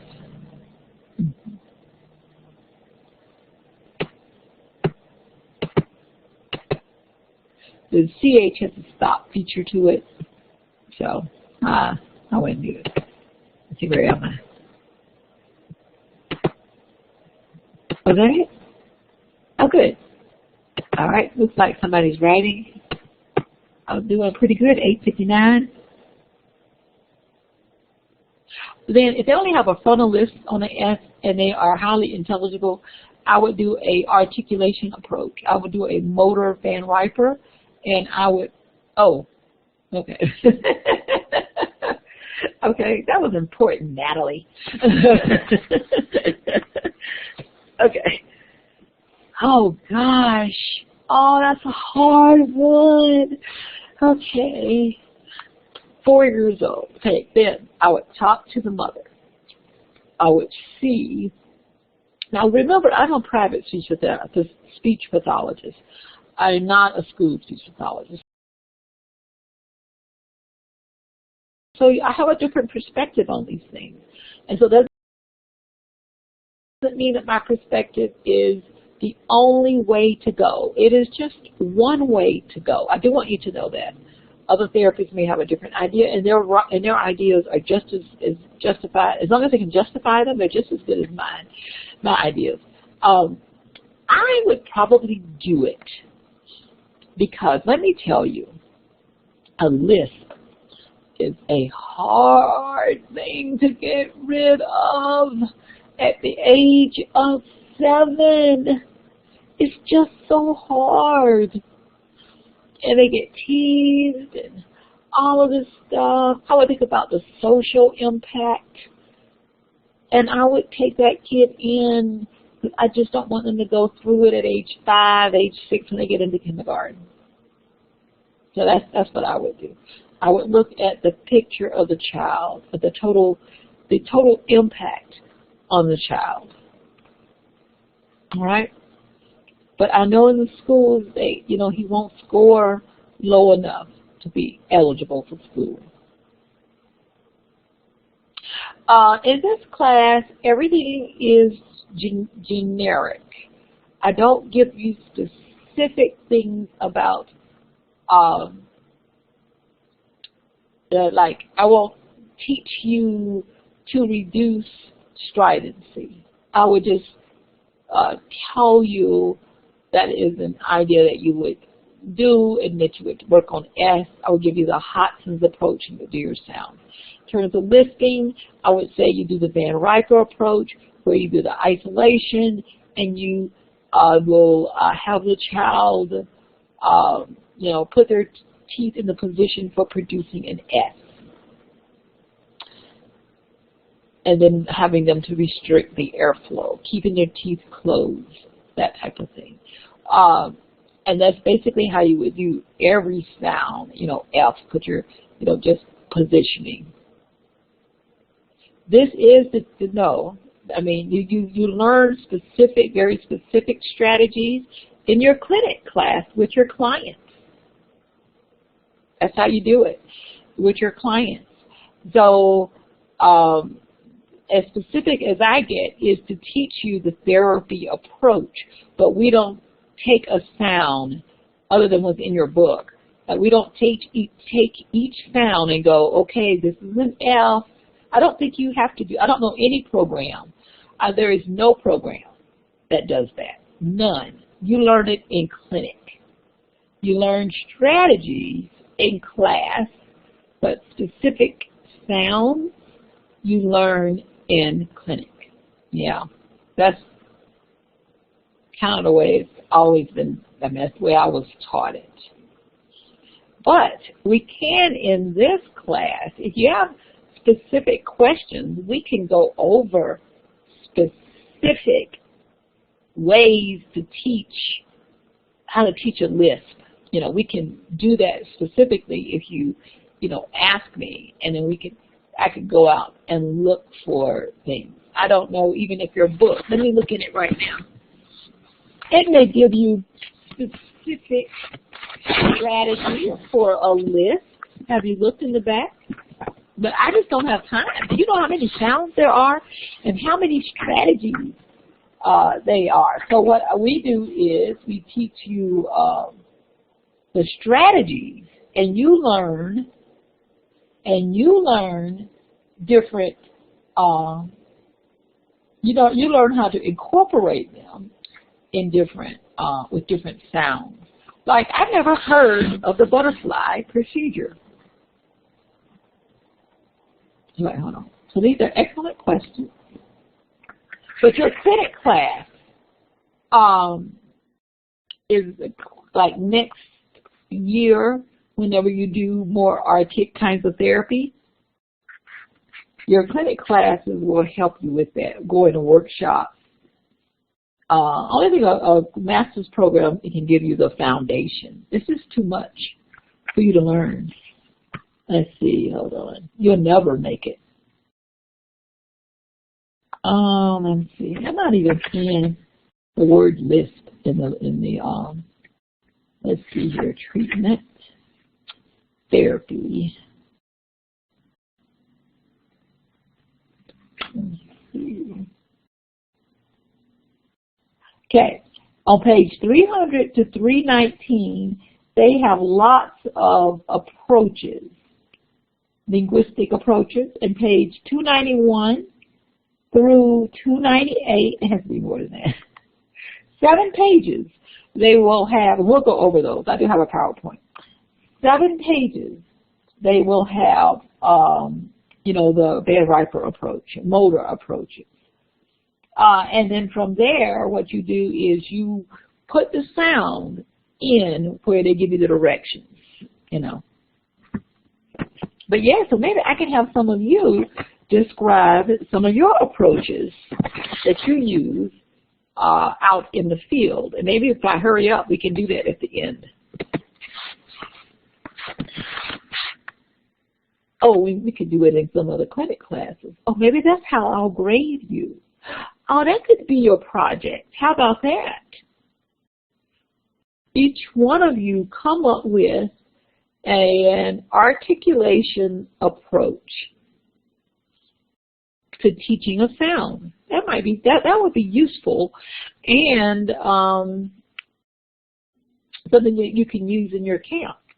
And it may be fun, more interesting for you to do some type of 10-minute PowerPoint presentation. I think I like that idea. All right, so how do you do therapy? This you already know. This is the operant condition approach. You can use you present a stimulus like a picture or an object, and then you have the child to either repeat after you or to name the object. And so the child will give you a response. This is a production of a target behavior. Moving it to the next level requires a certain percentage of responses. So they got to get 80%. If they only get 60%, you still work on it till they get 80%, and then you move to the next level. And then some therapists wait for stabilization. Now, if it takes them too long to get to the 80%, I always say to myself, oh, Terry, you chose the wrong goal. You chose the wrong thing to work on. So I have to then change my goal because they're not getting it. And then the consequent event would be the reinforcement of behavior. So either you say good job or you give them a sticker. So this would be ARC, your ARC, is your operative conditioning. This is the sequence of your therapy: present, the stimulus, the response from the child, and then the reinforcement.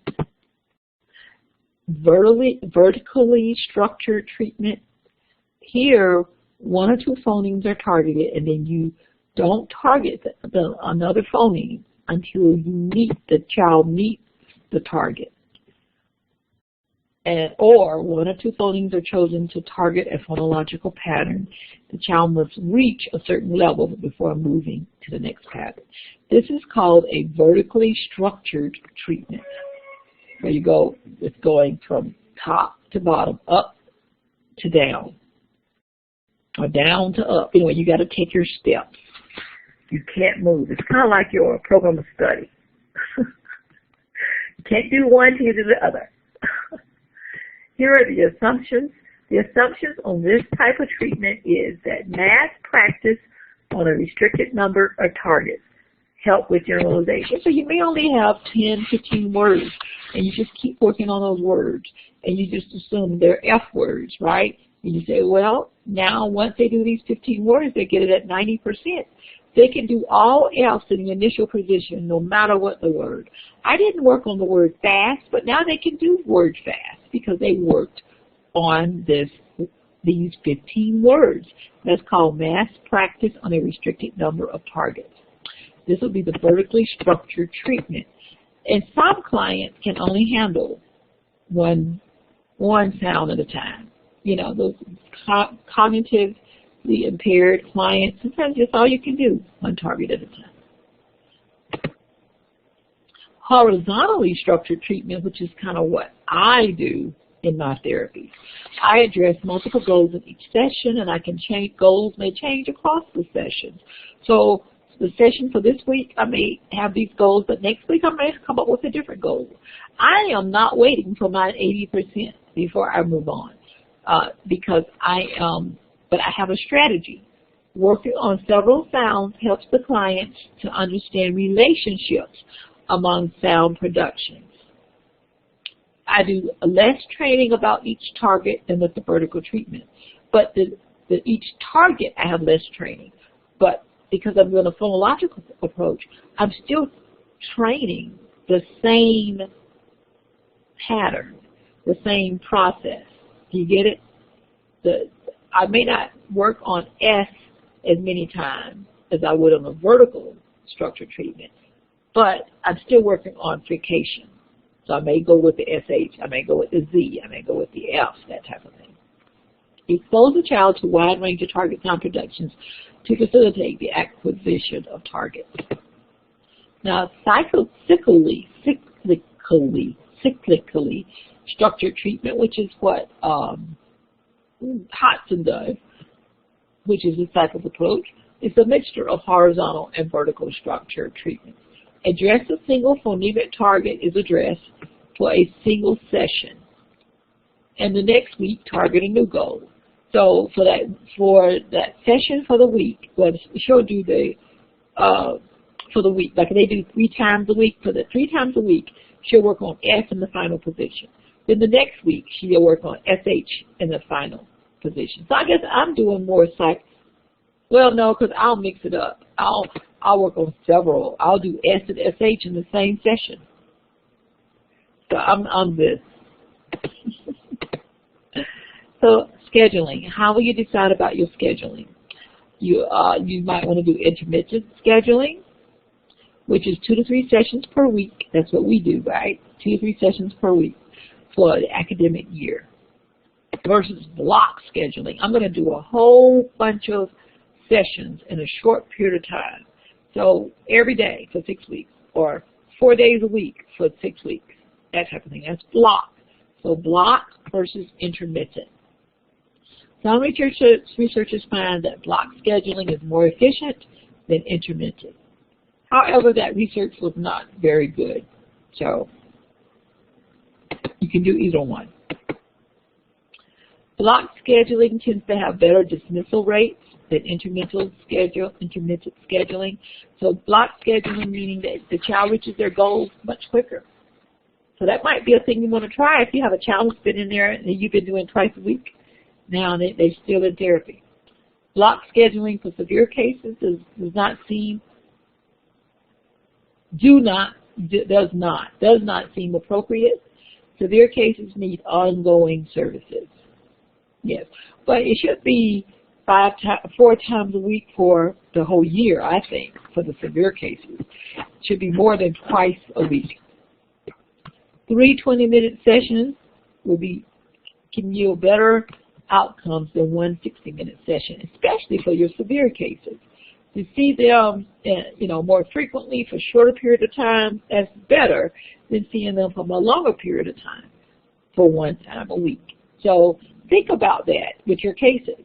If you only have 60 minutes that you can give to a kid, is it better to see them more frequently for 20 minutes? I think so. Pull out versus inclusion. Pull out is you take the child out of the classroom and take them into a little closet area. Inclusion, you try to instruct the child within the classroom and incorporate some of the things that the teacher is doing within the classroom. A lot of speech pathologists really rebelled against inclusion. They didn't like it. But I think more and more they are doing that. Because a lot of times with the inclusion kids, the kids are severe, they have autism, they have behavior problems, and they really need their assistant with them, with inclusion, to help them within the classroom. They don't have the assistant, it really is problematic. Therapists may use both or either model depending on where the client is within the treatment process. The advantagement of inclusion, sure, you can incorporate the speech goals with the academic curriculum. I really recommend that for school-age kids. Collaborate with educators.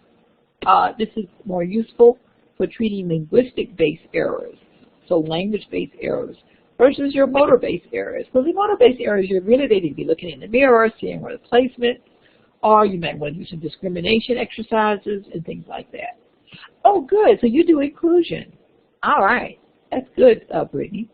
Instruction is less direct than in the pull-out model with inclusion. Particularly useful for generalization goals. So that's the advantage of inclusion. More just to generalize the goals. And we have you younger therapists are really embracing inclusion.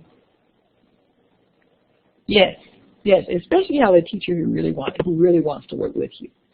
Group instruction may be just as effective as individual instruction. This was in 1964. I'm not sure if anybody has, checked up on it. This is from your textbook. So this is why we do group in the schools. It's because that research has proven that their clients make just as much improvement as an individual. However, if your groups are not matched very well, then your improvement may not be very good. Some of the negatives. Some group suggestions have all the children work on the same goals and given the same homework. And some therapists will try to do individual work in a group setting, meaning they're ignoring the other people in the group. Some of the pros, the individuals, can benefit from interactions with others, that type of thing. And we went over some of the benefits of group instruction last night with the PowerPoint that I gave in the clinic class. The authors, your textbook, recommend a mixture of individual and group. So like, have them come once a week for your individuals, and then if you only see them twice, and then the next session would be with the group. So they've had the intervention and they've had the group. One of the types of intervention that you should use is drill. Drill is very clinician directed. It is not child directed drill. You can do drill play. Here, clinician directed, but you have some motivational event. And I think this is what we do a lot. We do games, card games, so that we're drilling, but at the same time we're making it fun and making it play. So drill play is the most effective, instead of just saying, say this, say this, say this, say that. Making it a little more fun. Structured play is this is similar to drill play, but you do a little bit more, you know, like symbolic play, pretending it's more structured role-playing kinds of thing instead of it just being drill. Child-directed play is just child-directed. Clinician will arrange the activities so that the targets are a natural component of the activity, and we use modeling and self-taught during a child-directed therapy session. I have to tell you, I have a hard time with child-directed therapy sessions. I can only do it for a little while. I do a little mixture of structured play and child-direct. Okay. Some of the questions that you may ask, I'm trying to see. Hey. Okay. There you go. I'm trying to see how far I can get. Okay. Some of the things, questions that you ask, how many targets will you select? What, are they phonetic and phonemic? Here, some people like to separate the phonetics, the teaching motor-based versus linguistic-based, but lately there have been therapists mixing the two. I used to mix the two as well in terms of I would work on some phonological patterns, and then if there was a sound that the child really just couldn't get, then I would just tell them where to, I would use the placement type techniques and then go back to the phonological. So I didn't do a true Hodgson. I did a mismatch. I just did what I thought fit that particular child, and it seemed to work. How many targets in one session, and then what your criteria level is. Those are all the questions that you'll ask. How frequent you want to see the child, and what is the length of the session. Do you want to do individual versus group? Do you want to do pull-out versus classroom? Do you want to do drill versus play? And you want to decide, not only does the child have artic, does he have language? And how will I incorporate the language in there? Which one do I work on? Do I work on the artic first? Do I work on the language? Or do I work on both? How do you measure clinical change? Well, you don't want to just re-administer the test, especially not after 6 months or so, because then you have the child getting accustomed to the test. It's called regression of the mean. High or low scoring clients may achieve improved or worse scores that have nothing to do with your therapy. So they may show an improvement in the test scores, but it really has nothing to do with what you did, or even a lowering of your test scores. So you don't want to re-administer the test because of practice effects. And the test generally is on single words, and really you want the child to make improvements in conversational speech. You want to do a probe. Put aside a group of words that contain the target sound, and don't teach them those words. Just put them to the side. Use these words to determine if the child has learned the sound. So let's say after 4 sessions or after 6 sessions, then you show him the group of words that he's never seen before. And if he can say it, then you know, or he's inconsistent, he can do some of the words and not others, then you realize then, okay, it's emerging. He's really getting better. You can do once a month or, every 6 weeks, whatever you decide is the best for that child. So evidence-based practice, this is so important, and we're going to go over this in clinic as well. Did speech therapy provide a change, really? Or did your child just get better on their own? Did they just grow up after a year? It really had nothing to do with what you did. There is a natural history effect, okay? Because the child is going to grow and get more mature. There's a placebo effect. Having attention, the child will become more aware of his speech and will just improve because now he's aware without your speech therapy. There's the Hawthorne effect, that the client believes that the treatment is effective, and so therefore will improve because of his beliefs, not because you told him to bite his lip for the F. There's the Pygmalion effect. Client believes the clinician will believe that the treatment is effective. So did speech therapy provide change? The one way that you can tell this, another way that you can tell it is to do a multiple baseline approach. And here you compare the progress. Did I give you this? I didn't make a copy. It's chapter 6 in your book. I want to show, did y'all do multiple baseline approach in your therapy? So maybe in your camp.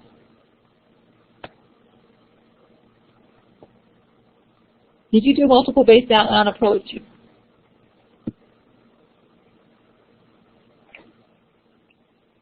Oh, no, so I'm talking about multiple baseline. All right, so you did not. Okay. So I'm going to make a copy of this and try to remember to do it in our next session so that you can follow along with me. This is one of the approaches that we used at Vanderbilt. So I do want to show it to you.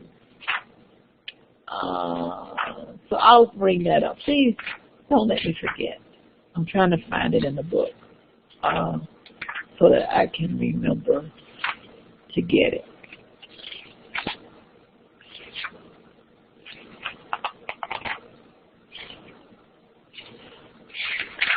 Oh, yes, here it is. All right, so I will get that because I think it's important that you understand it. Generalization, transfer.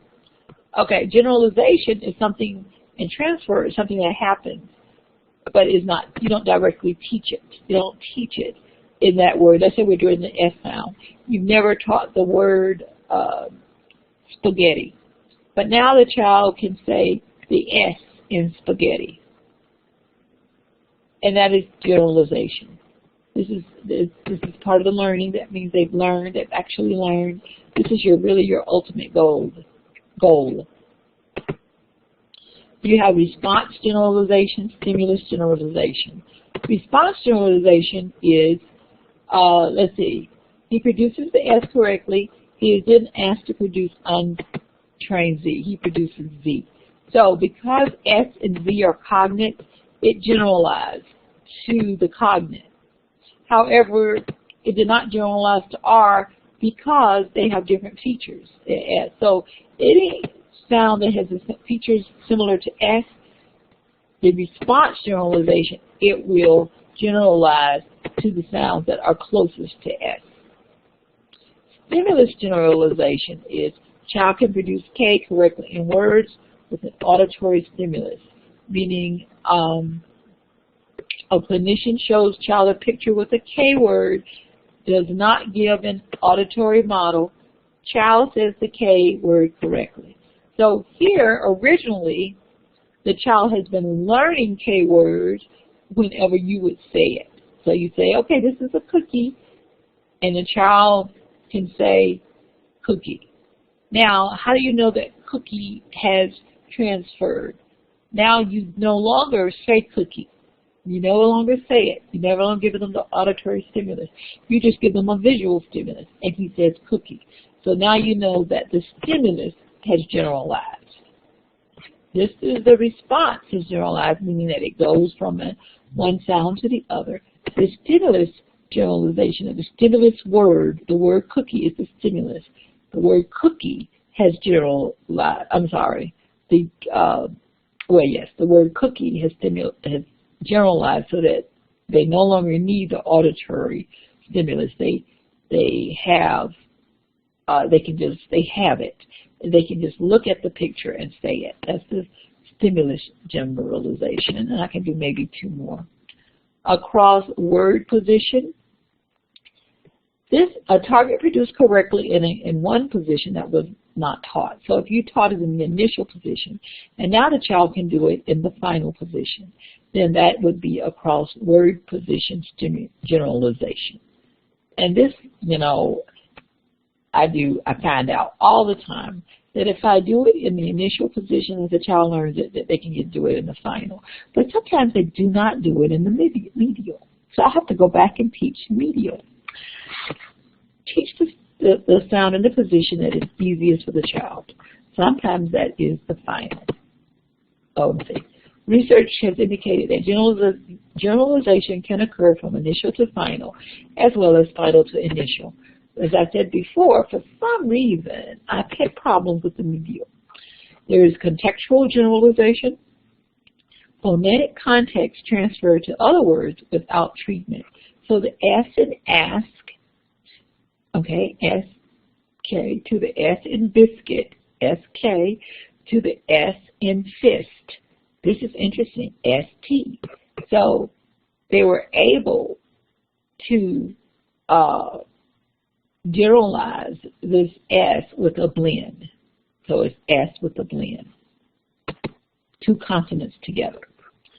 So that's contextual generalization. Across linguistic unit generalization, isolated sounds to syllables to words to sentences. So this one is easy for y'all. You just know what it was called. So if you do isolation, then it will generalize to syllables. So next thing you know, they're doing it in syllables without you really teaching it in syllables and then in words and in sentences. I don't really find this to be that true. Isolation, there's no co-articulation, so it is easier. That's why people do isolation. It's easier, there's no vowel to worry about, all that kind of stuff. The reduced interference view is in contrast to the language-based view that says using context helps you with the articulation.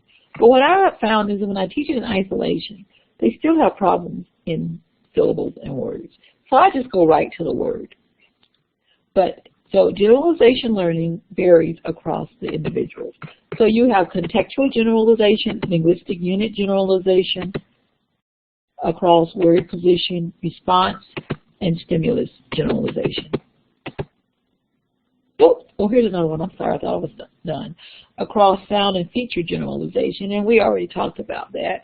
That is where one feature will generalize to another feature. This may result in the child adding a feature but not correcting the sound. For example, a child may go from T to S to F to S. So a T is stopping, but an F shows frication. So that is closer. So that is feature generalization. And I think that's great. That shows improvement. Oh, Lordy. Okay, 929. Let's see. I still got generalization. Let's do this generalization. Across situations generalization, that's what we want. We want it to go from location to location. You just don't want the child to produce the sounds in your therapy room. You want him to also be able to produce it in the classroom, at home, in the park.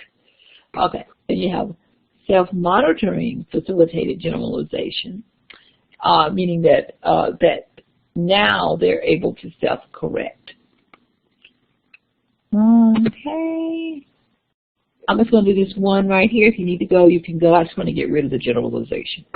Non-stimulable versus stimulable sounds.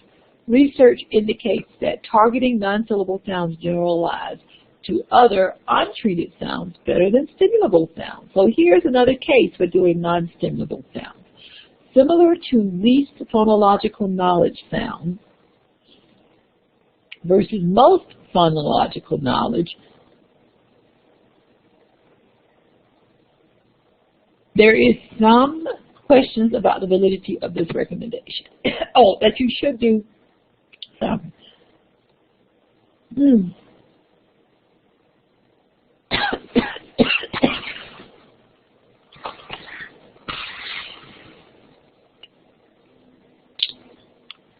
Oh.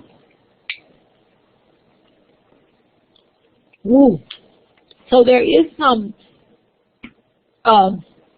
questions about the validity of starting with a sound that is not in their repertoire versus sounds that they can produce. There is still some questions about the validity. It depends. For me, it depends on the child. If they get too frustrated and it's just rough on them, then don't do the non-stimulable one. I usually go for ones that are sort of inconsistent, unless it's S, because S is so easy to teach in a blend or at the end. Early developing sounds versus later developing sounds. One study says later developing sounds generalize within and across sound classes. A different study reported that early developing sounds did it. So it's up to you. You can find a study that matches what you need to say, but you want to make sure that the study is a good study. That is the issue. Is it a good study? And we're going to talk about what is a good study in your clinic class. Teaching reduction of final consonant deletion of stops generalized to the reduction of final consonant deletion of fricatives.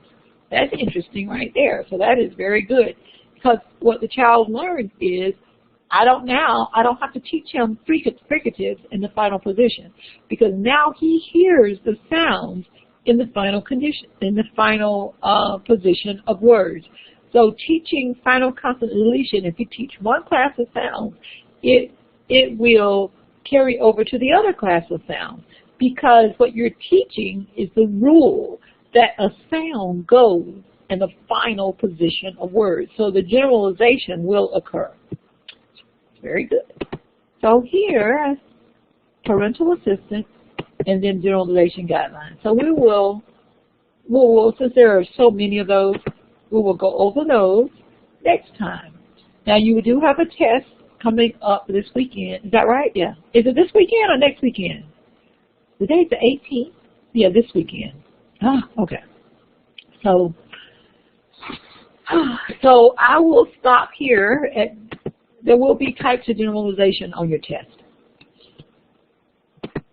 But I will try to look at these things right here on this page, the guidelines, and try to make sure I take that out of the test if it's in there. And then after that, we're going to focus, after this, we're focusing in on treatment. So the next session, the date's the 18th, the 25th, is it 2 or 3 sessions?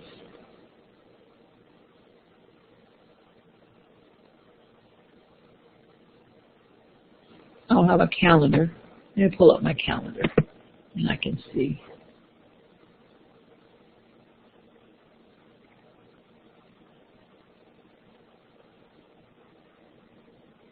Oh my God, where did it go?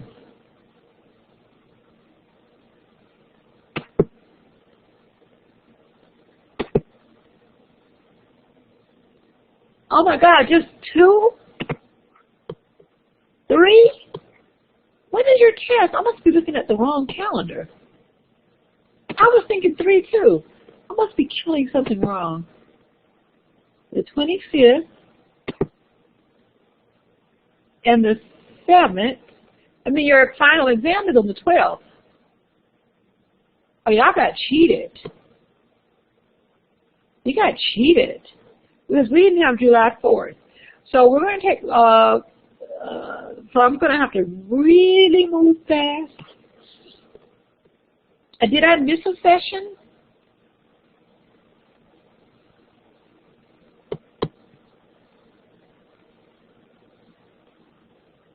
We got August the 25th and August the 7th, right? Am I missing a week? Oh, I'm sorry. We have August the 1st and the 8th, so we do have 3. Okay, we have 3 sessions. We'll be okay. So for the next 3 sessions, we're going to target therapy.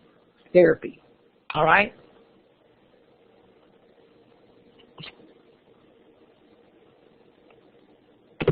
So come in with your therapy questions.